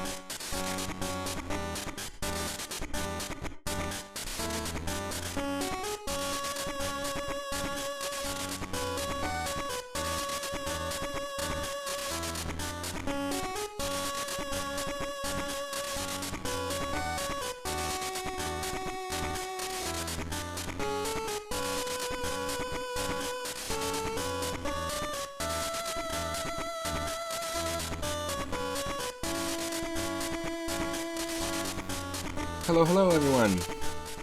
I am back. I return. Hello, Raiders. Welcome. Rathe, thank you, thank you. Thank you so much for the raid, and thank you for the host. Just having a little bit of food. My name is Matt, otherwise known as 3up Moon, if you're just new to the channel. I stream retro games every single day from 1 p.m. Pacific onward. And today we are continuing our run of Super Mario World Randomizer, where the levels, the items, the enemies, the palettes, everything has been randomized, including the boss battle, or the boss battle HP. So it's pretty wild. Oh, thank you so much. Worst Enemies, thank you so much for following the channel. Welcome. Welcome to the stream. We just hit affiliate a couple of days ago, so it's been a very celebratory weekend. Hope everyone's having an amazing Monday so far. The tunes we were listening to is actually music from Yu-Gi-Oh!, the Eternal Duelist Soul, and the Pokemon Trading Card Game Boy Color game. So the Eternal Duelist Soul is for Game Boy Advance, and the Pokemon Trading Card game is for Game Boy Color. And both of them have similar soundtracks, but fantastically funky soundtracks, if you're interested in listening to more of it.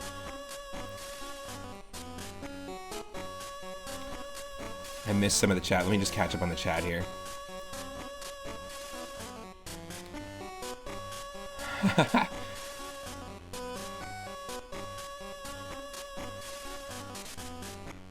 That's so funny. Oh my god, some of the messages here. You did surprise me dead. That's so funny. We're gonna jump out and scare him. That's hilarious. Yeah, everyone's... That's so funny. Eternal Duelist Soul. I love that. Instead of Eternal Duelist Soul. Oh, wow. Oh my god. Great messages. Amazing. Thank you for the follow at Midnight Sun. Welcome to the stream. Thank you, thank you. Right on. So you'll see how crazy this game can get in just a moment here. I think game audio should be working. I'm just gonna make sure, just turn it up a little bit here. Right on. And so yeah, we play everything from randomizers to ROM hacks, fan games on the channel, so lots of retro stuff as well as RPGs.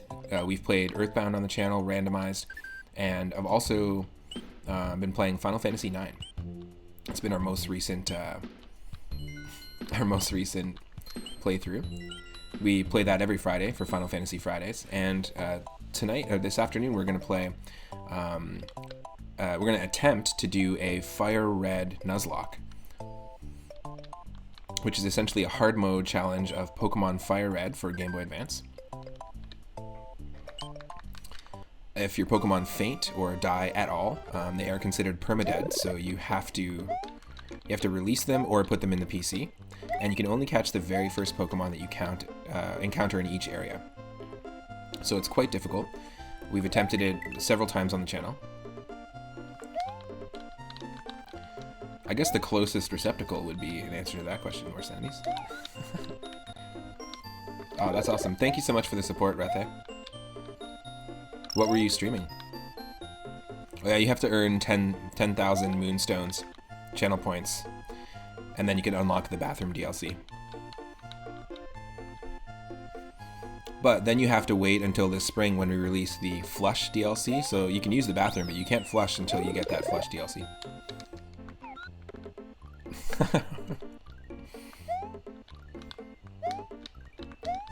A plant, nice.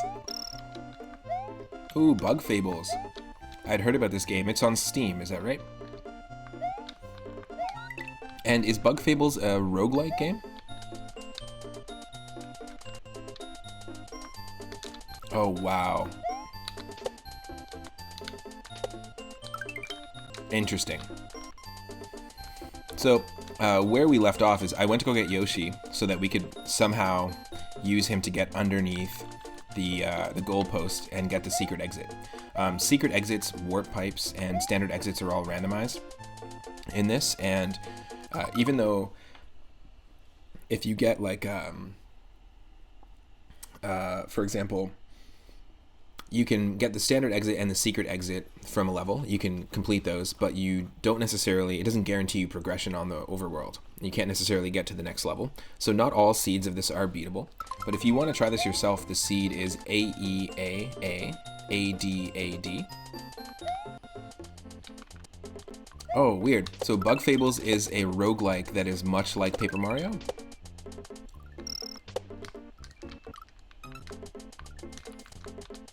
Interesting. Hey, the big Disney fan 86. Thank you so much for the follow. Welcome to the stream. Welcome to the channel. Hope you're having a great Monday. Oh yes, we did it. Okay, here we go.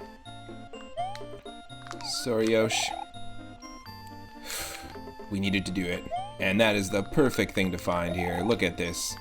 Welcome to the 3 Up Moon channel. We got ourselves our 3 Up. Something I'm doing for every single 3 Up Moon that we collect. This is a hype moment. Every single 3 Up Moon that we collect, I'm basically noting what level it's in, taking a screenshot, writing down the name of the level, and 1 second here. I'm actually gonna write this down.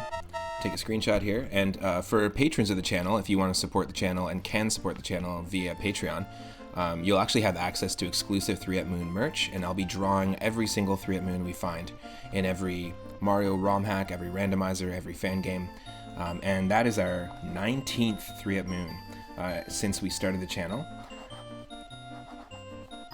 So just a second. Just gonna write down the seed.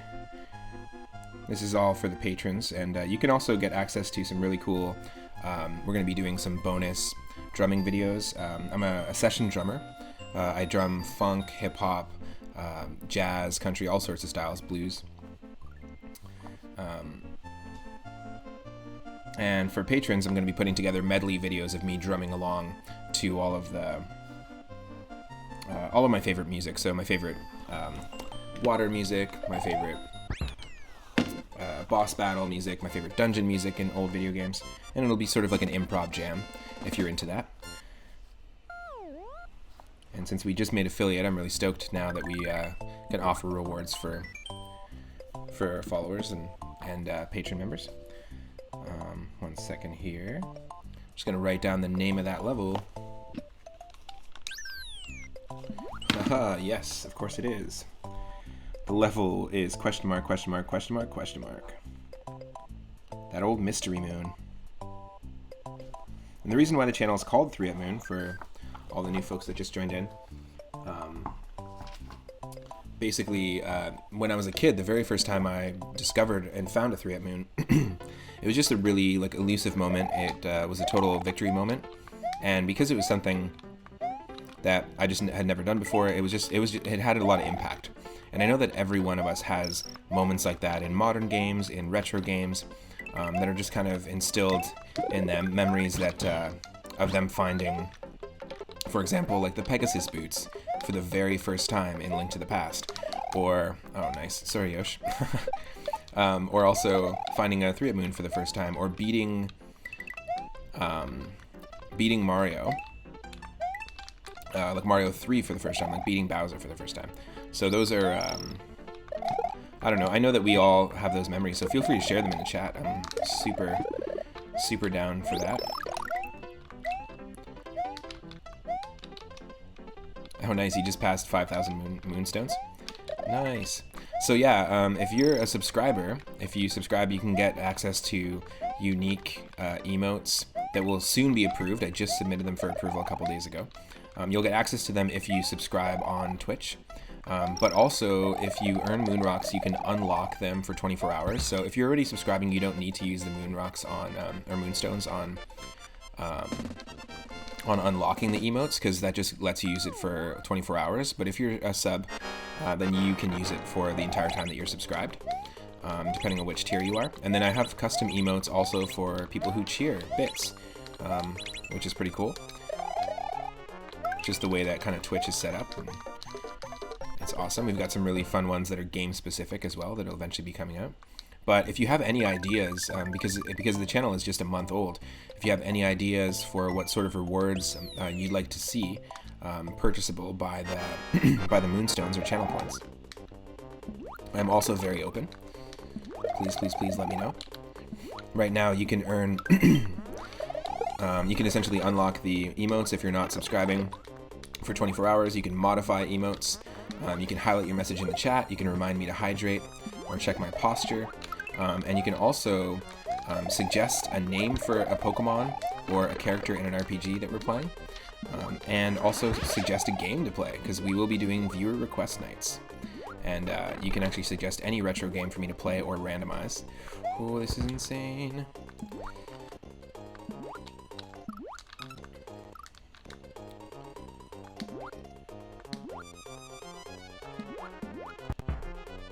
This is crazy.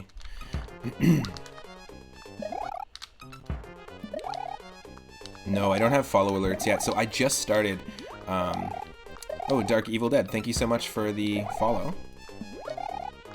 So I just started a month ago. I actually have not, we just made affiliate, and I have not gotten a chance to set up or install Streamlabs or anything like that. So alerts are just something I'm going to be working on in the channel, so we're pretty freshy. But follow alerts, rate alerts, subscriber alerts. Right now I'm just doing those with my voice at the moment. But thank you so much. Welcome to the stream. And thank you for the support. I really appreciate it, Dark Evil Dead.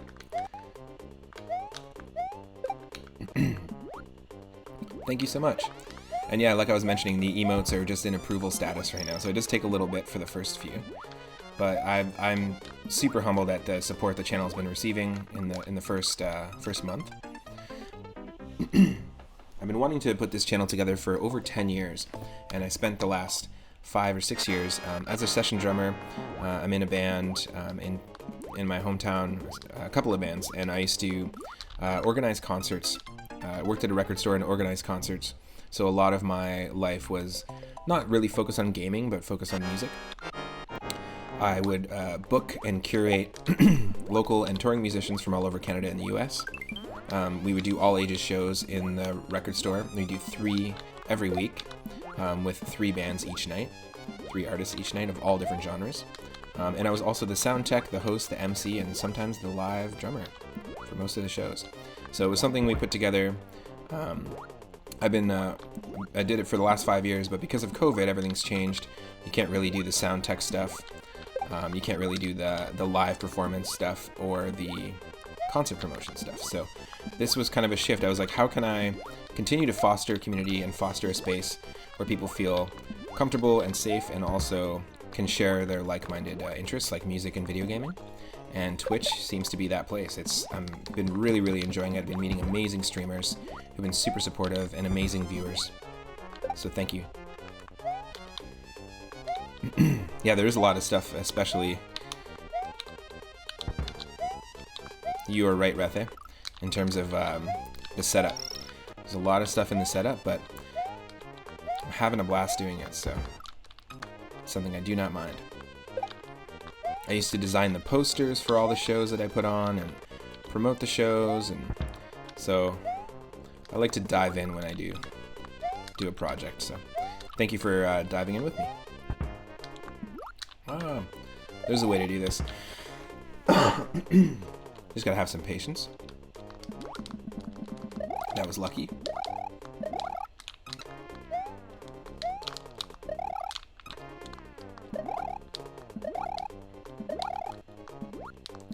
Come on, come on.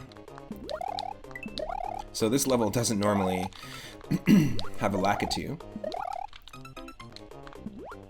And of course, Lakitu doesn't normally throw Paragoombas, so there's lots of nonsense going on right now.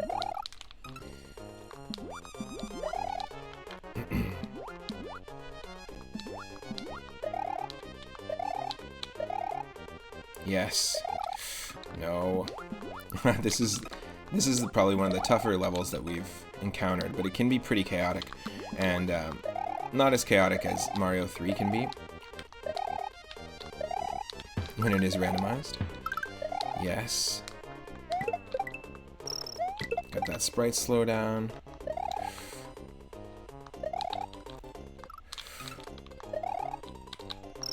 Yes. Okay. There we go. There we go. Oh, thank you, Rathe, for the congratulations. Yeah, everyone's just been super amazing. Thank you to Horatio and to Rathe for the hosts and the raids today. Thank you to Surfins for the sub and to most recent followers. Everyone that's following the channel, it means a lot. No.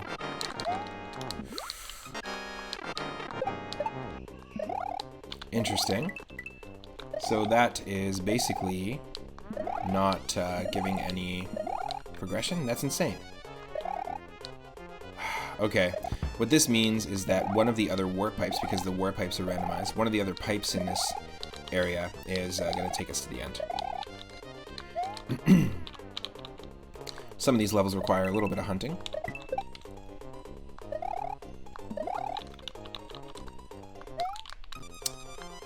Dang. I think that'll be the that'll be the $1 million reward for Daryl, or the $1 million 1 million moonstone reward. But yeah, like I said, if you have any suggestions for rewards for moonstones, like, I am all ears. I really like the idea of the viewer request nights, and Surfins, who's an awesome retro streamer, did a viewer request night yesterday, and it was really funny to watch. Just a second here.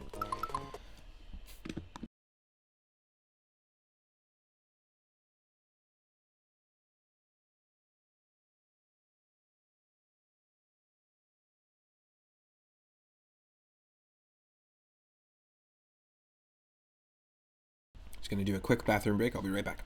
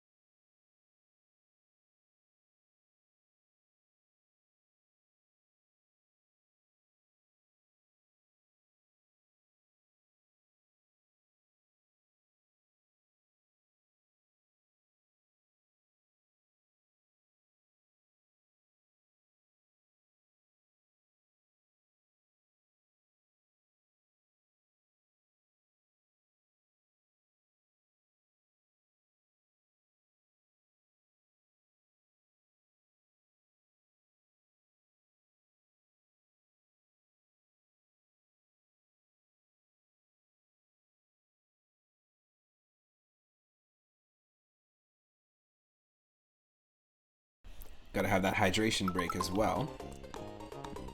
Always important, always important. Do you think we can hide a second time and still surprise him? It did work. It worked. That's funny.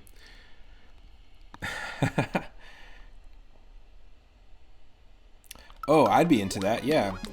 I used to, so I'm a huge fan of, basically my through line of the channel is music, and part of my love for music and why I went to school for sound engineering and actually make ambient solo music as well, but why I went to school for sound engineering and production specifically was my love for music was intertwined with my love for video game soundtracks and video games. Part of the reason why I wanted to learn all that stuff to begin with was because I loved the music in old 30s cartoons and old video games that I played as a kid.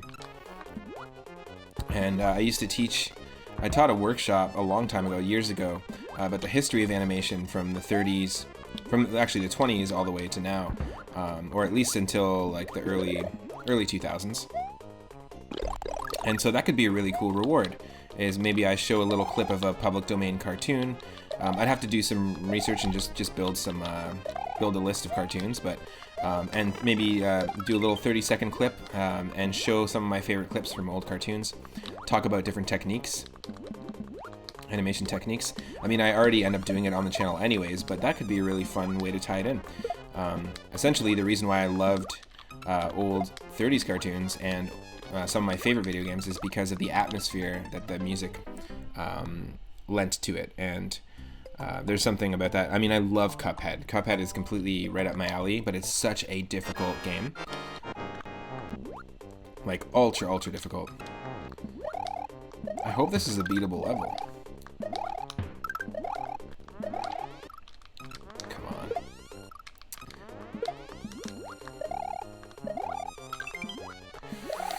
Not what I wanted. You love randos. You want to do a... Oh yeah, Link to the Past and Super Metroid. So this week we're going to be trying Link to the Past randomized on the stream. I've been practicing for a while, and Mario 3 and Link to the Past are two games that I've been practicing specifically to eventually do a multiplayer race on stream. My goal is to race somebody casually on the... Oh yeah, we do have to do this. Shoot. It's going to be tough. Let's go over to the top secret area and get some power-ups. But yeah, my goal is to get really good at Super Mario Bros. 3 randomized. And I've been practicing Link to the Past randomized, where all the items and the checks are shuffled. And there's a great channel called Speed Gaming. I watch a lot of tournaments on Speed Gaming. They do Link to the Past randomized runs. And they also do... they pretty much do randomized run tournaments for a lot of games. They also do Mario 3. So it's something I'm aiming to get better at. Today we're just casually playing, but yeah, the Link to the Past randomizer also has connected... like there's a version of it where you can do Link to the Past randomized and Super Metroid randomized, and it serves you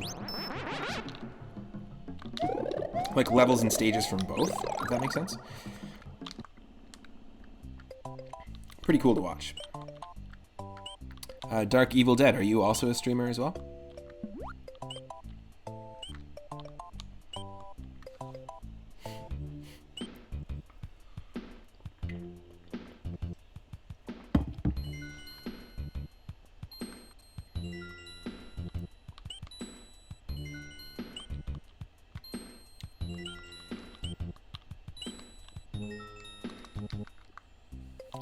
Nice. That was a hammer. So basically, in the randomizer, when you randomize power-ups, there is a chance that the sledgehammer is going to randomize in this, and it's going to replace... Oh, dang. It's going to replace the fire flower when it's randomized.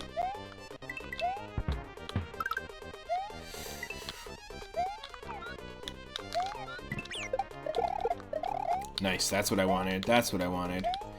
Kill that guy. Great. Hold on. There we go. That's what I was looking for. Yeah, so the hammer replaces the fire flower. It's not a great power-up, though, because it is just kind of using code from the beta of this game. I think the game initially was supposed to have the raccoon tail in the original beta of Super Mario World and the hammer. And basically, it sort of works some of the time. It's not as effective as it is in Mario 3. Oh no, oh no, oh no. Not as effective as it is in Mario 3. Let's see if we can't. Jesus. Yes. It does kill some enemies, so it kills thwomps and dry bones, which is cool, and thwimps. Some other enemies you can't normally kill.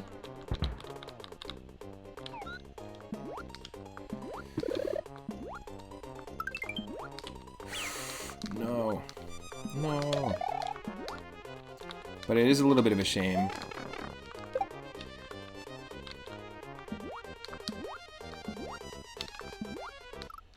That you can't randomize the fire flower. This is tough. This is tough.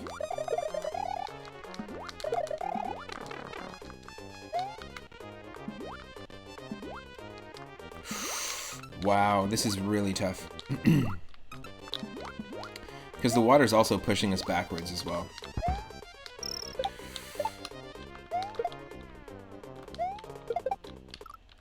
No.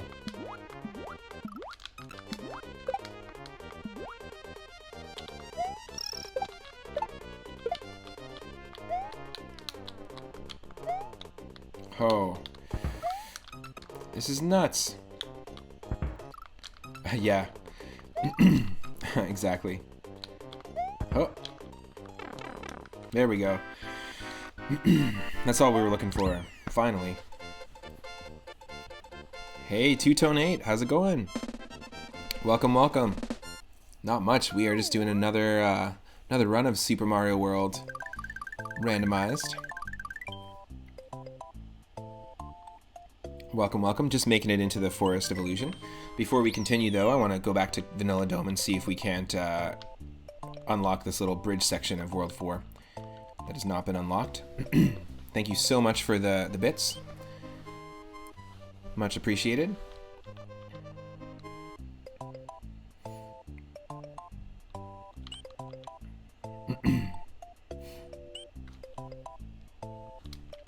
There's a wave for you.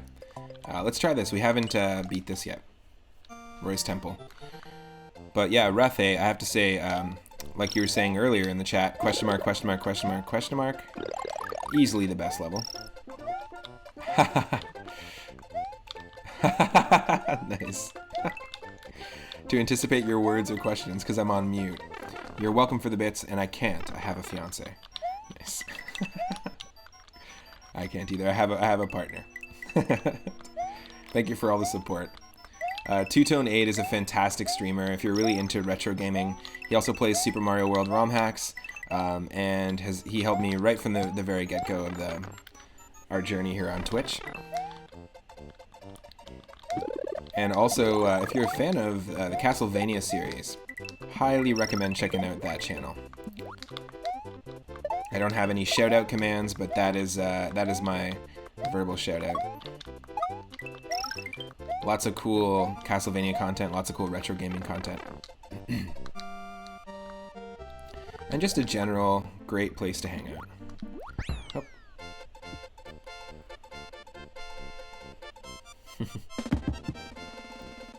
I like that Rathe and Stegosaurus are writing a song.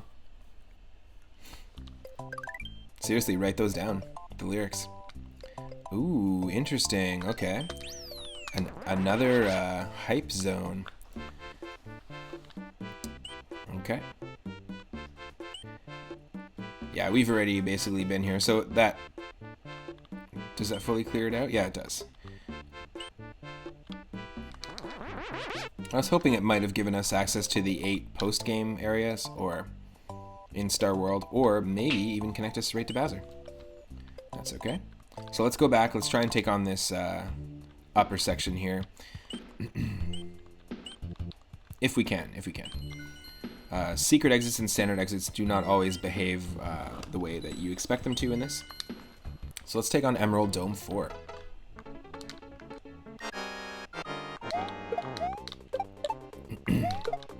Oh yes, we definitely can. We beat this the first time with the key, so we just gotta beat it. Just gotta beat it proper. Oh. Yeah, Castlevania. Two-Tone 8, who just joined the stream, is an awesome streamer. And he streams a lot of Castlevania, the Game Boy Advance games. And basically, I think Circle of the Moon, Harmony of Dissonance, that sort of thing. They're really fun games. Like, a lot of those Metroidvania games are just fantastic. They also look great and have great soundtracks. Oh, right on. Awesome. Yeah, Dark Evil Dead, I gotta give you a follow as well. If people aren't following Dark Evil Dead, please give them a follow. I'm a huge fan of Symphony of the Night, and actually, I plan to play it eventually on the channel, but it will be a semi-blind playthrough because it's been years since I've played it. But I do have it, and I'm excited to give it a shot. Nice, Dark Evil Dead. That's cool. That's all you gotta say. Nice. I was watching Surfins, who subbed earlier to the channel. I was watching Surfins play Bloodstained, which is the sort of spiritual successor to Symphony of the Night by the same creators. Essentially a successful attempt at a game like Mighty Number 9, a spiritual successor. And really great music in Bloodstained as well. Absolutely. One of my favorite series for music is Castlevania. Ooh, nice. The new Saturn English translation recently. Cool. For Sega Saturn. And is that a fan translation, Two-Tone, I imagine? That's really cool. One of my favorite things about Symphony of the Night is... oh, nice.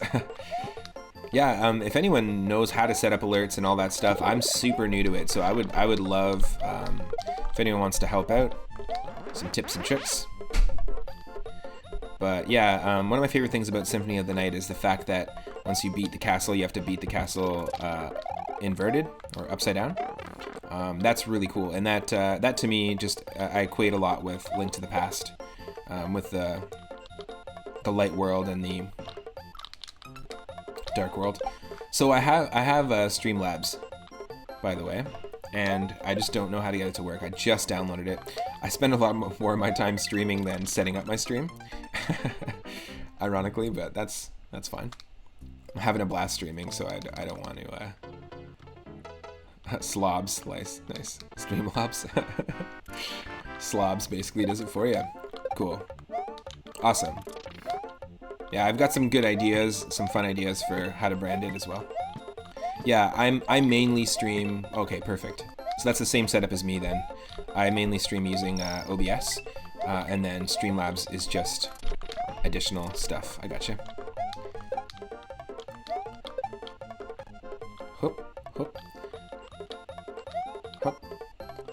And then I can get that shout out command going. There's a few commands I want to get going, but the shout out command specifically, I want to be able to shout out to people in the stream. There's been so many fantastic streamers that have helped me out, and so many people rating and hosting the channel in the beginning of the channel. So I really want to be able to properly give people a shout out with a full animation, a little bit of music. I really like what Surfin's channel does, and when he does a shout out, it actually will show a little clip of the streamer's most recent stream in the top corner. Kind of like picture-in-picture video back in the day. Pretty sweet. And everyone has all sorts of different ideas for their streams. I'm stoked. I have to say, Daryl, that's a fantastic idea to tie in cartoon history and animation history as one of the rewards for the Moonstones. I'm gonna highly look into that for sure.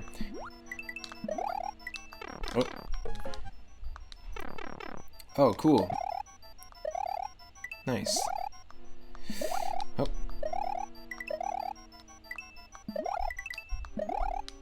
Yes. A little glitchy. Yeah, totally.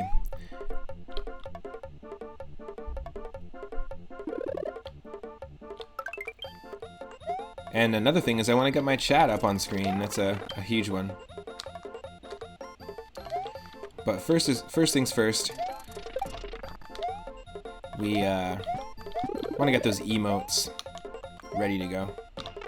They're just in approval status, so that's the first things first. Whoop. Whoop. Yes. Yes. Oh, thank you so much, Dark Evil Dead. I really appreciate that. Being so helpful. That's the thing about Twitch. Everyone is just super, super supportive. Really? Okay. It's just gonna be a loop for us.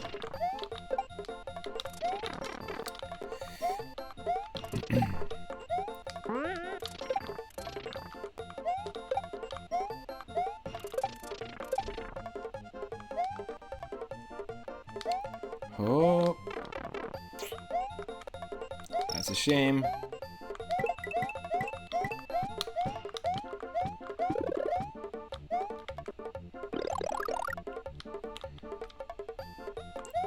Streamlabs has generic shoutouts that can be easily modified if you want to get something up post haste. Cool. That's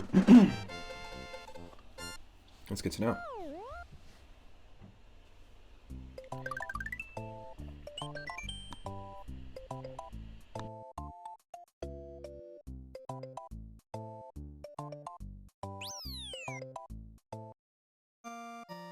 We have taken on like 8 levels called Larry's Bridge. It's a dang old big bridge. Not bad, not bad.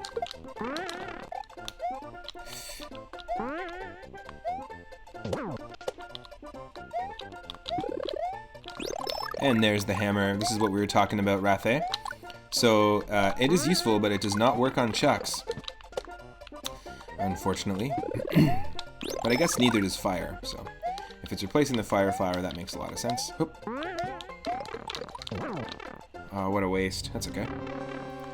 All these sub-levels are different, so who knows where it's going to take us. Oh no, oh no, oh no, oh no. Oh, ho, ho. Nice suicidal chuck there.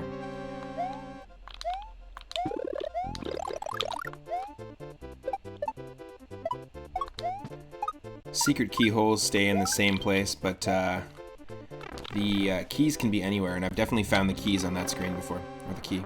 See, this is a great example of how random this level can, or this game can be.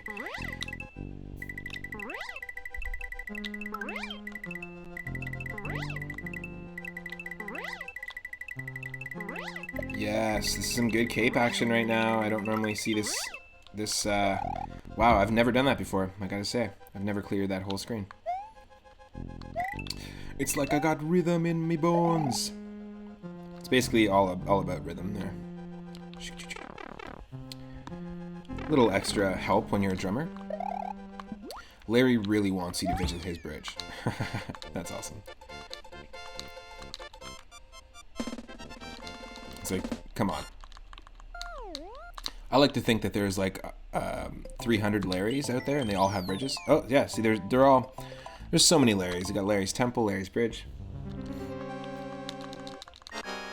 Oh, what's your name? Larry. Oh, Larry of the Larrys? Yeah, absolutely. That's me. Of the Larry. I'm the Larry of the Larrys. How hilarious. Whoop. Hup. There we go. Whoa. No. Whew. Okay, we gotta be careful here.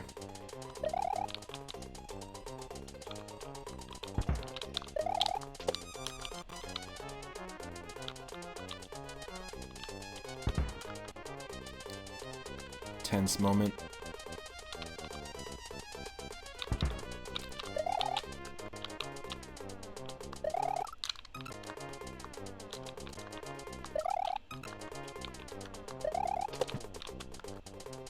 Oh, obviously, just using save states and playing this casually, but...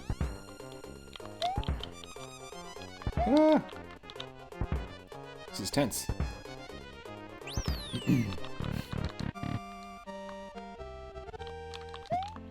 Interesting.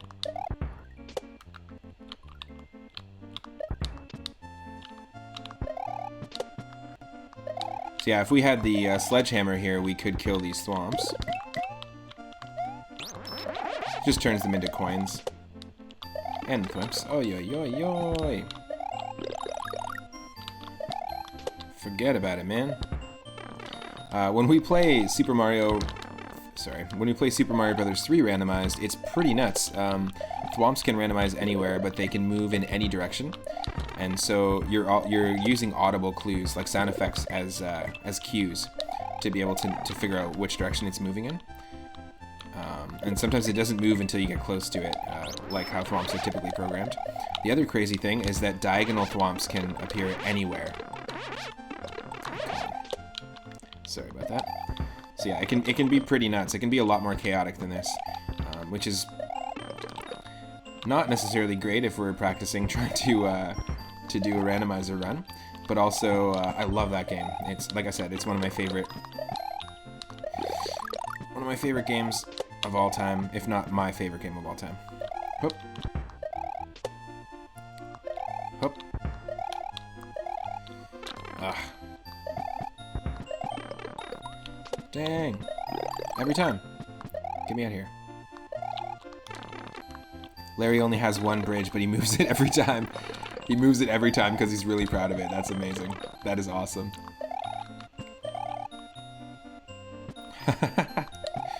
In your opinion, the Thwomp Stomp was the best 1950s rock and roll dance craze. They even have the young Thwomps doing it. Yep. I feel ya. I mean, it's a different move, I guess. The Thwimps are doing the Thwimp Crimp, I think.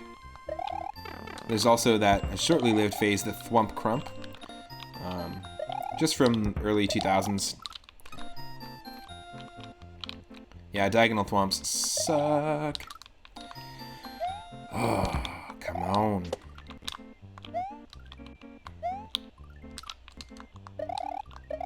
Yeah, just go for it. Fast, fast, fast.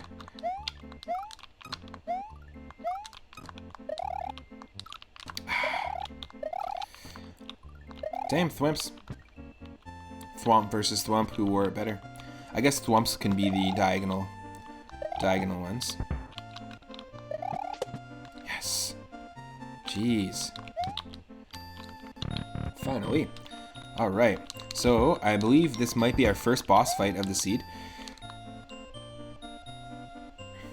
With underwater music.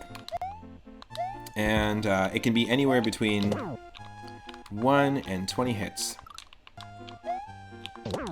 that it can take. So there's 2. At least the timer makes it a little more tense since it's a boss fight. Thwomp is like the country cousin. That's funny. Country bumpkin, Thwompkin. Band name right there, Country Thwompkin.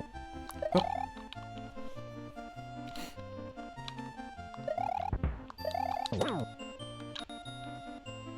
Oh no, this is feeling awful Star Warsy. Got a bad feeling about this.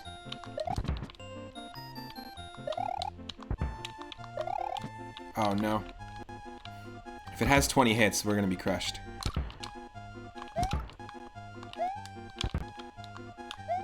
Ah.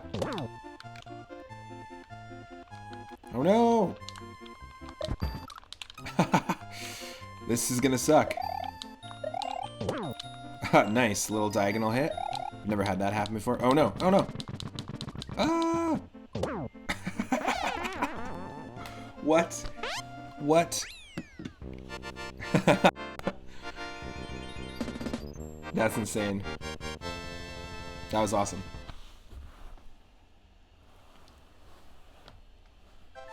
Right on. Oh, right on. Dark Evil Dead, thank you so much for dropping into the stream. Thank you again for the follow. Welcome to the stream. Welcome to the crew. Also, thank you for the help. It's very, very kind of you. Definitely will. Have an awesome day.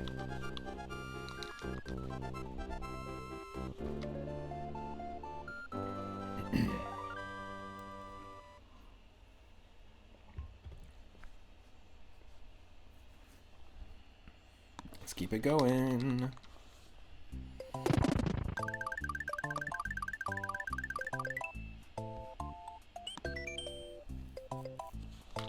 Ho ho. A lot of these hype world levels. I'm cool with that. Oh, nice. See, I appreciate a good level randomization. Like, you don't see those Dino Rhinos that often. The reverse Thwomp just goes up into space and until it finds some place to land. Yes. So yeah, they do have upwards Thwomps. They do have reverse Thwomps in Super Mario Bros. 3 Randomizer. A reverse Thwomp in, oh god. I just saw Nightmare Fuel in my head. A Thwomp wearing the costume. Like, imagine a Thwomp's face in place of the King of Katamari or Prince Katamari's face, wearing that. The Katamari Damashi suit. That's Nightmare Fuel. Absolutely. Oh no, what's wrong? Ah, my Nightmare ran out of fuel. Ah, sorry. Just stopped by my Nightmare Fuel station. Do you want regular or unleaded? Trust me, you don't want unleaded.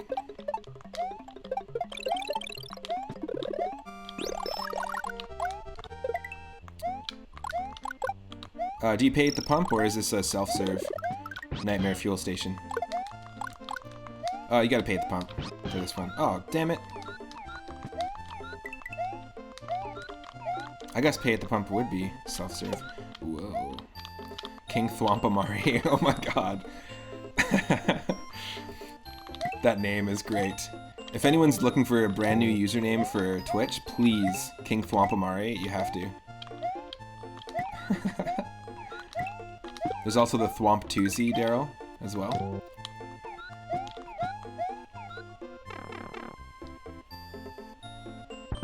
Do the Thwomp2Z.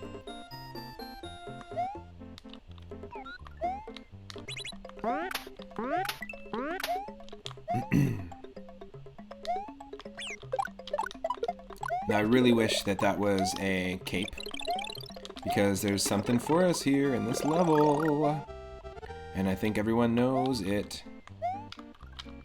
I think everyone knows what is here for us.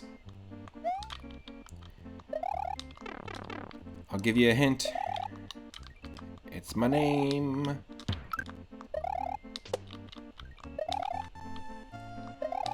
Whoop. Thwomp2C classic. Oh no! Yes, okay. Okay, beat this.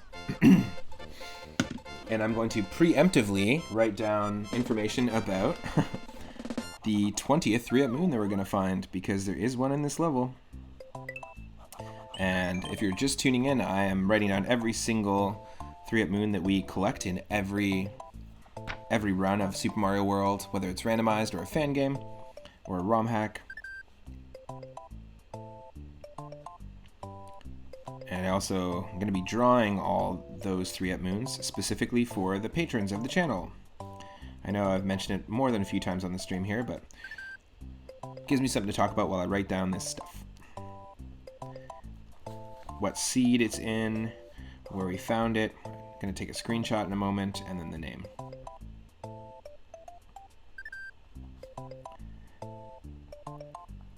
Yeah. Okay, cool. Awesome. Let's do it. So the best way to do this is head back. Also, great level name. Past a plateau spot. Really funny.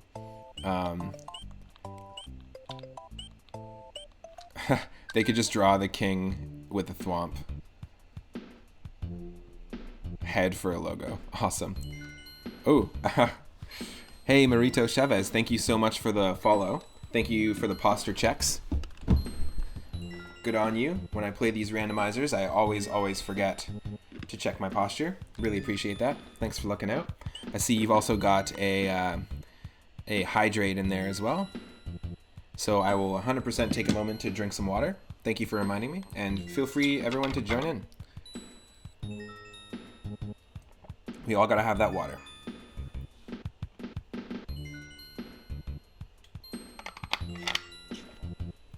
Welcome to the stream, Marito. Thank you so much. Cheers. Right on. Hope you're having an awesome Monday.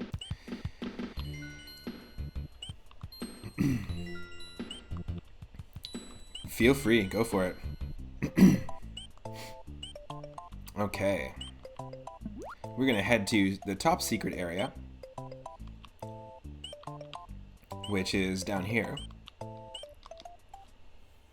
Because we need ourselves a couple of capes.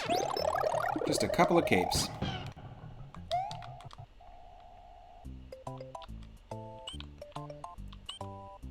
La la la la la la la la la Thwompamari Damashi.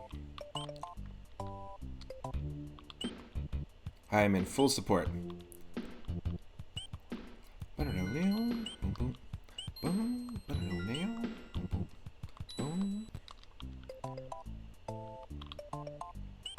Alright. Oh, of course. Of course, we went the wrong way. For some reason in my mind, I thought we could access it from the other direction. That is some nonsense. Let's do this. We have to go up to the left. I love the idea of a ghost house on water like that. Be kind of cool.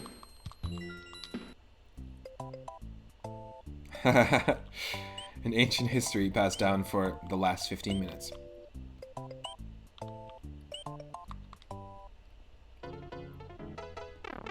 No! That's not the level I wanted to do.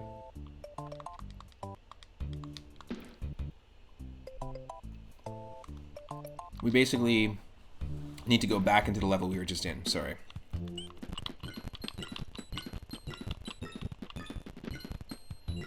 This actually sounds pretty cool if you speed it up. Boom, chip-boom, chip-boom, chip-boom, chip-boom, boom. Feeling it? That remix? The Vanilla Dome remix?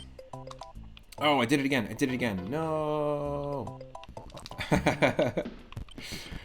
That's so dumb. Silliness. Okay, we're going into Hype World 4. Because of this.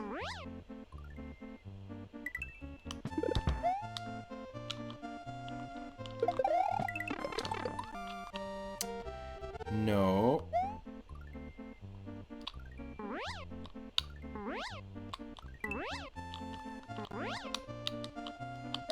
Yes.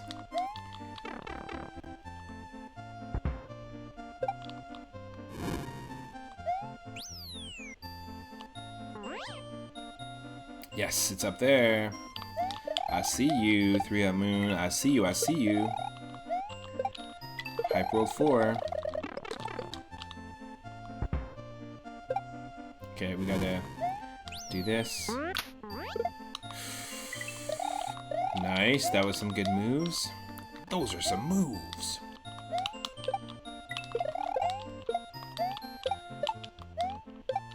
He did run me down, sucker. Here we go. Boom, there we go. Here for a 3-Up Moon on 3-Up Moon. The best. We got this. That is our 20th 3-Up Moon that we found across every single playthrough. It's a hype moment on the channel. Always a hype moment. We do not need the lives at all, but it's always been something really fun in my mind when you can first find your first 3-Up Moon. So it means something. It's the reason why I named the channel what it is, because those moments are the things that mean something, and I'm really trying to make, of course, I'm trying to recreate those moments if we can. There's a way to do this. Almost. I've cleared this before. Oh. Come on. So close. So close.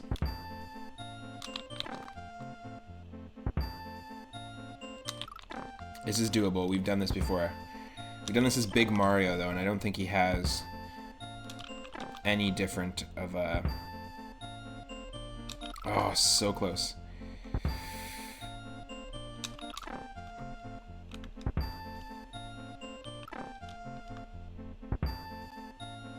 There's a way to do it. Hold on. No! Come on. We can definitely clear this, for sure. It's possible. It is possible. If not, we're just gonna do it again. Ah!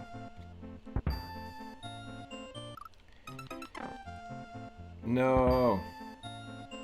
I don't think it's possible. I think that with Super Mario, you can get that extra little bit of air, extra little bit of distance. Well, that sucks, but we got our 3-Up Moon, either way.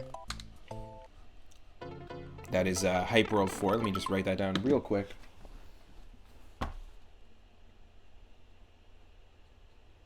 And it was a prehistoric Dino Rhino level.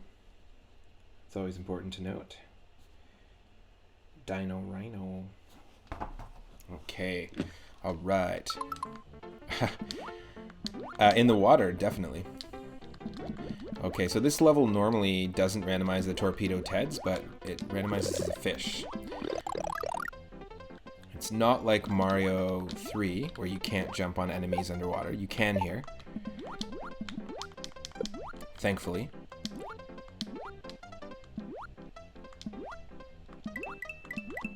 Oh.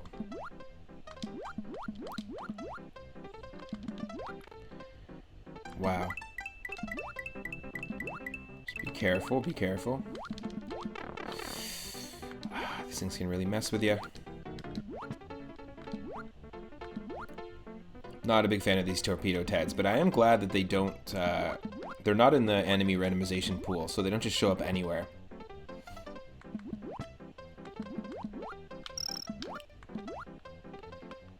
Yes, okay, that torpedo Ted sent him in a different direction. This is pretty wild. Dun, dun, dun, dun, dun, dun, dun, dun. Oh. Oh. Yes. That is crazy. Thank you.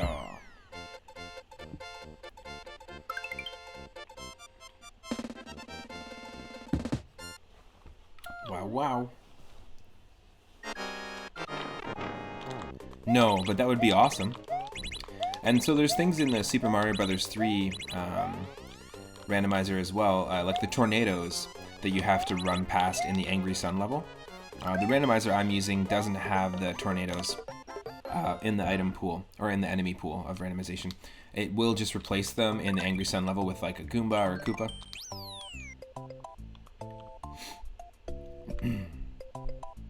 Nice, we cleared World 4.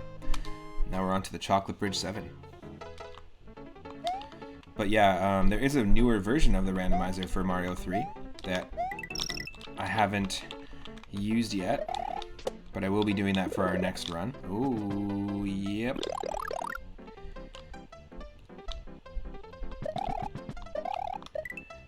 Yes, please.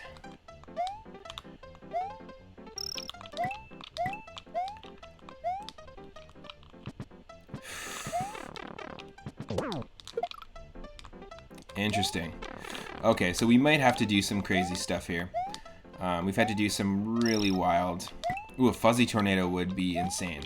Imagine if each sprite of the wind from the tornado was replaced as a fuzzy. Oh! No. No, there's a way, watch. Watch what am I gonna do here. No!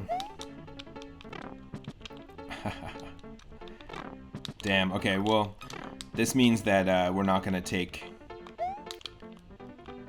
the key along with us. I don't think we're going to get the secret exit here.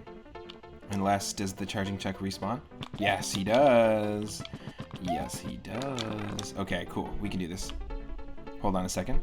Let me get this. Save. Let me do this.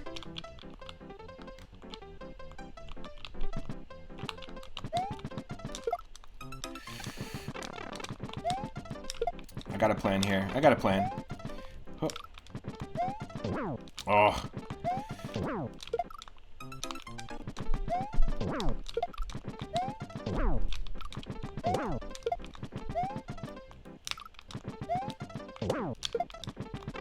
We can do it. We've done this before. Yes. Boom. That's what I'm looking for. That's what I'm looking for. We got our Heath Ledger Joker fish here. Yes. And then we got that clean underwater swim. And that took us nowhere, so that was pointless. But maybe not pointless because this will take us to where we need to go. I believe the secret exit has got to be in one of these areas. Or the keyhole.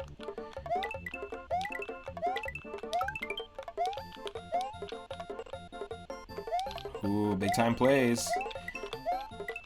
Those BTPs.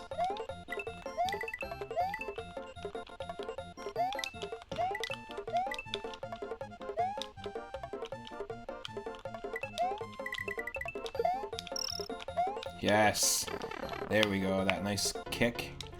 Kick and catch.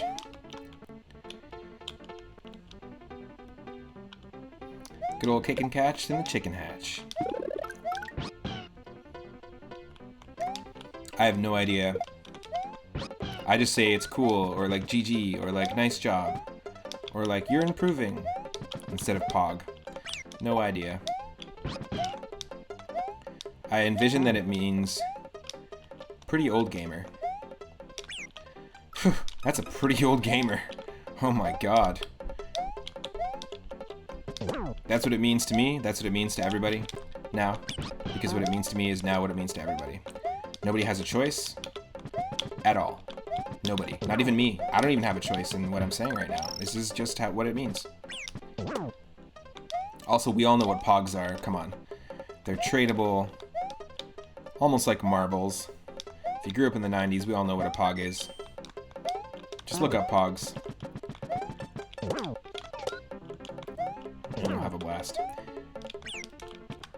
Exactly. Alf is back in their true form. Alf has returned. That's what a Pog is to me.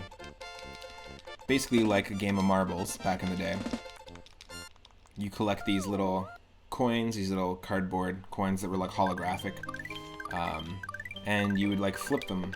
There's like a way to do it, almost like a ball and jack, like literally dinosaur games. Old school prehistoric games that humans came up with. Okay, so this is going to be interesting. This level has tide that is setting us back. This makes this a lot more difficult than it has to be. But if we let go, it's going to send us back. This level normally doesn't have this. But, oh no! Are we seriously surviving? Yes, we are. Thank you, Yosh. Squint boom, squint boom, squint boom. Oh no. Oh no.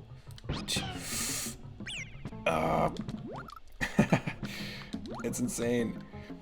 The tide really slows you down. Slows down your fall.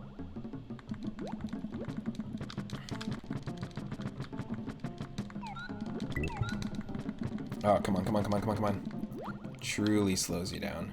I'm not sure if Yosh is the way to go here. So I'm gonna try to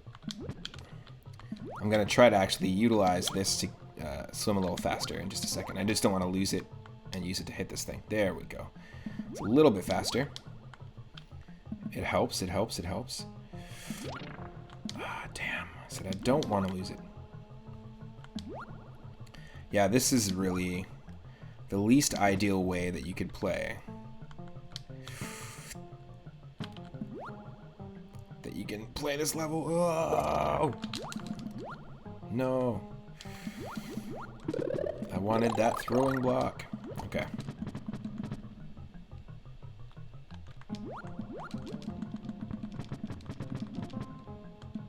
Whew. My apologies. This is a trudge of a level. Oh no. Okay, that's not where we're going. For some reason I thought that was progression.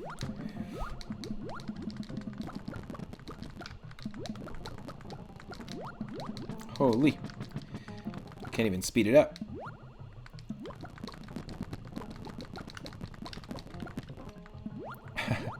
I'm just so impatient. I don't want to trudge through this level. Come on.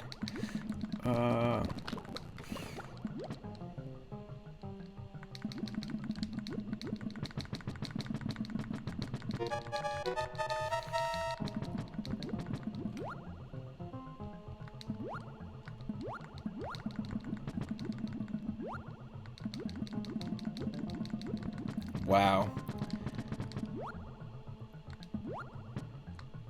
Yes.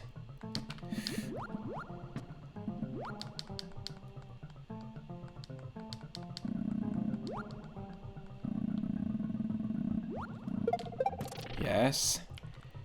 66 seconds. I think we can actually make it to the... if the key is not at the very end of the level.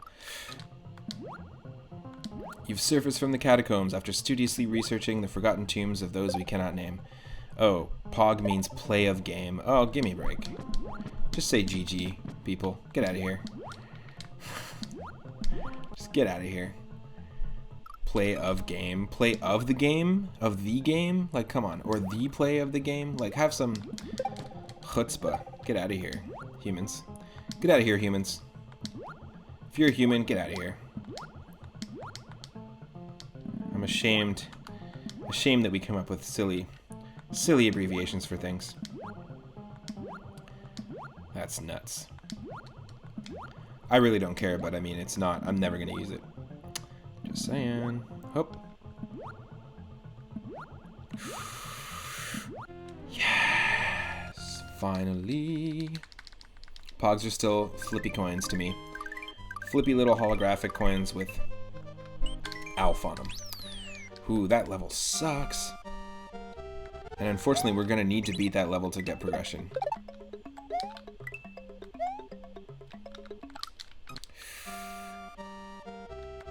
Yeah, it's tough because it is creating a tide for us, Daryl, so it's no good. That's no good. As a matter of fact, it isn't.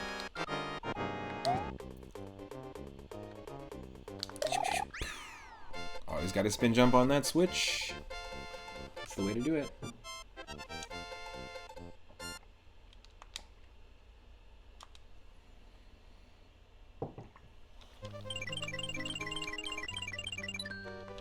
Nice.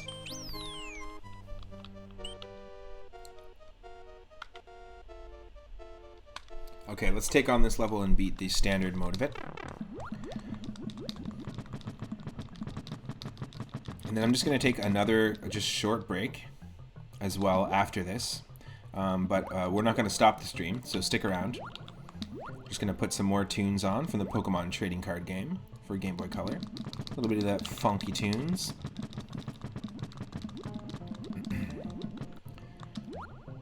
Just going to make a coffee. Do a little refueling. Hope everyone is having an awesome Monday. And don't worry, the streaming is not going to end here. We're going to be doing a Pokemon Fire Red Randomizer Nuzlocke, which is a hard mode challenge, another randomizer game of the Game Boy Advance games. Ooh, there's a lot of slowdown because of all the sprites on screen here. Getting that mushroom might have been counterintuitive. But it also caused these urchins not to load.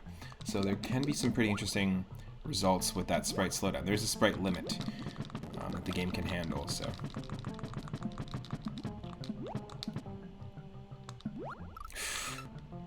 Come on. Oh, no. That's not the way I'm pressing at all.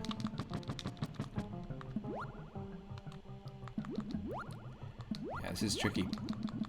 But yeah, I'm really excited to attempt another Nuzlocke challenge. It is very difficult, but the Pokemon are randomized, the items are randomized, the moves are randomized, and it's just a lot of fun. My favorite way to experience a retro game is randomized. Oh no! I'm doing that today, absolutely. Oh, dang. Rathe, thank you so much for the support. Thanks for tuning into the stream, not just now, but you are regulars, so thank you. Much appreciated. I look forward to the development of the lore of the of King Thwampamari and those 1950s real cool Thwomp dance moves. Thank you so much for the host. Thank you so much for the raid as well. It means so much. Have an awesome Monday and rest of your week as well. Oh,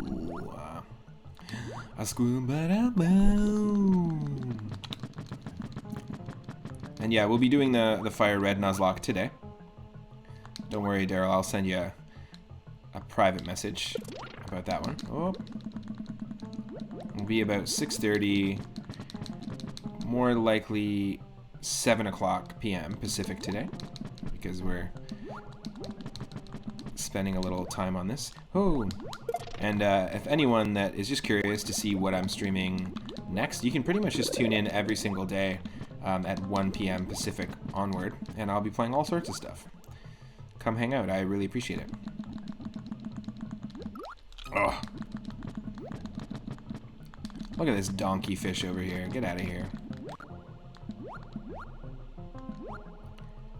Oh. Yeah, I'm stoked. Huh. Thank you so much again to Surfins for the sub. Thank you again to Horatio Outside for the host and the raid.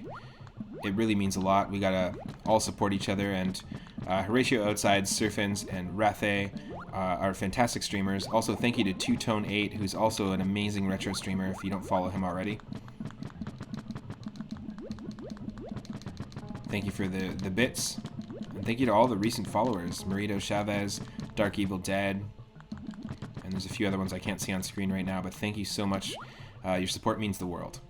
If you want to check out some of the other runs, you can go to the 3 Up Moon YouTube channel. We've got everything in full there. Yes. Okay, here we go. We're just going to get a little more slowdown because of all the coops. Show me the coops, show me the coops. Give me the coops, give me the coops. Oh, jeez. Wow, this is an insane slowdown. Oh, God. He's a whistling Chuck as well, so he's just going to add more sprites to this screen, or they won't spawn. Yes. Thank God they're not spawning. Usually a whistling Chuck will spawn Super Koopas, the Cape Koopas. Like, incessantly spawn them. They show up real fast, so thank God we've hit that sprite limit. Look at this. It's like a Koopa race, like a horse race. That was like the playback tape. And Mario wins by a mustache. Wins by a plunger. Craziness. Okay, I think what I'm going to do actually is I'm just going to take a break, and let's go ahead and raid one of my favorite retro streamers. Let's see who's online right now. But we'll take a break, and every single day I do a Mario stream of some sort, whether it's a ROM hack, a fan game. It could be Mario Randomized, it could be all sorts of stuff. So you can tune in then. You can also... basically, the next time we do a Mario World stream, we'll continue right from here. We'll take on Sushi Tundra. So just a moment here. Thank you so much to everyone who followed, who tuned in live, and those who subbed and cheered bits. I really, really appreciate it. Thank you so much. So just one moment. Let me just go ahead and find an awesome retro streamer to pass on the love with. Or two.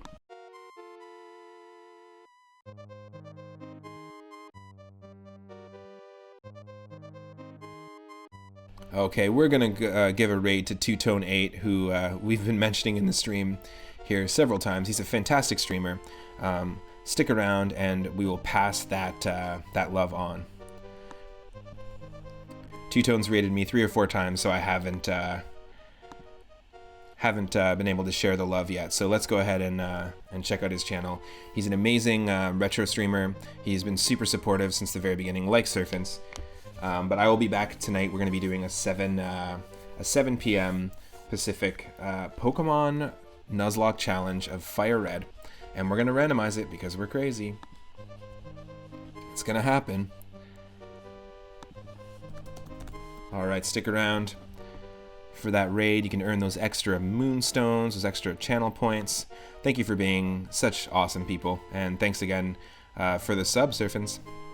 I'll catch you on your next stream. Take care.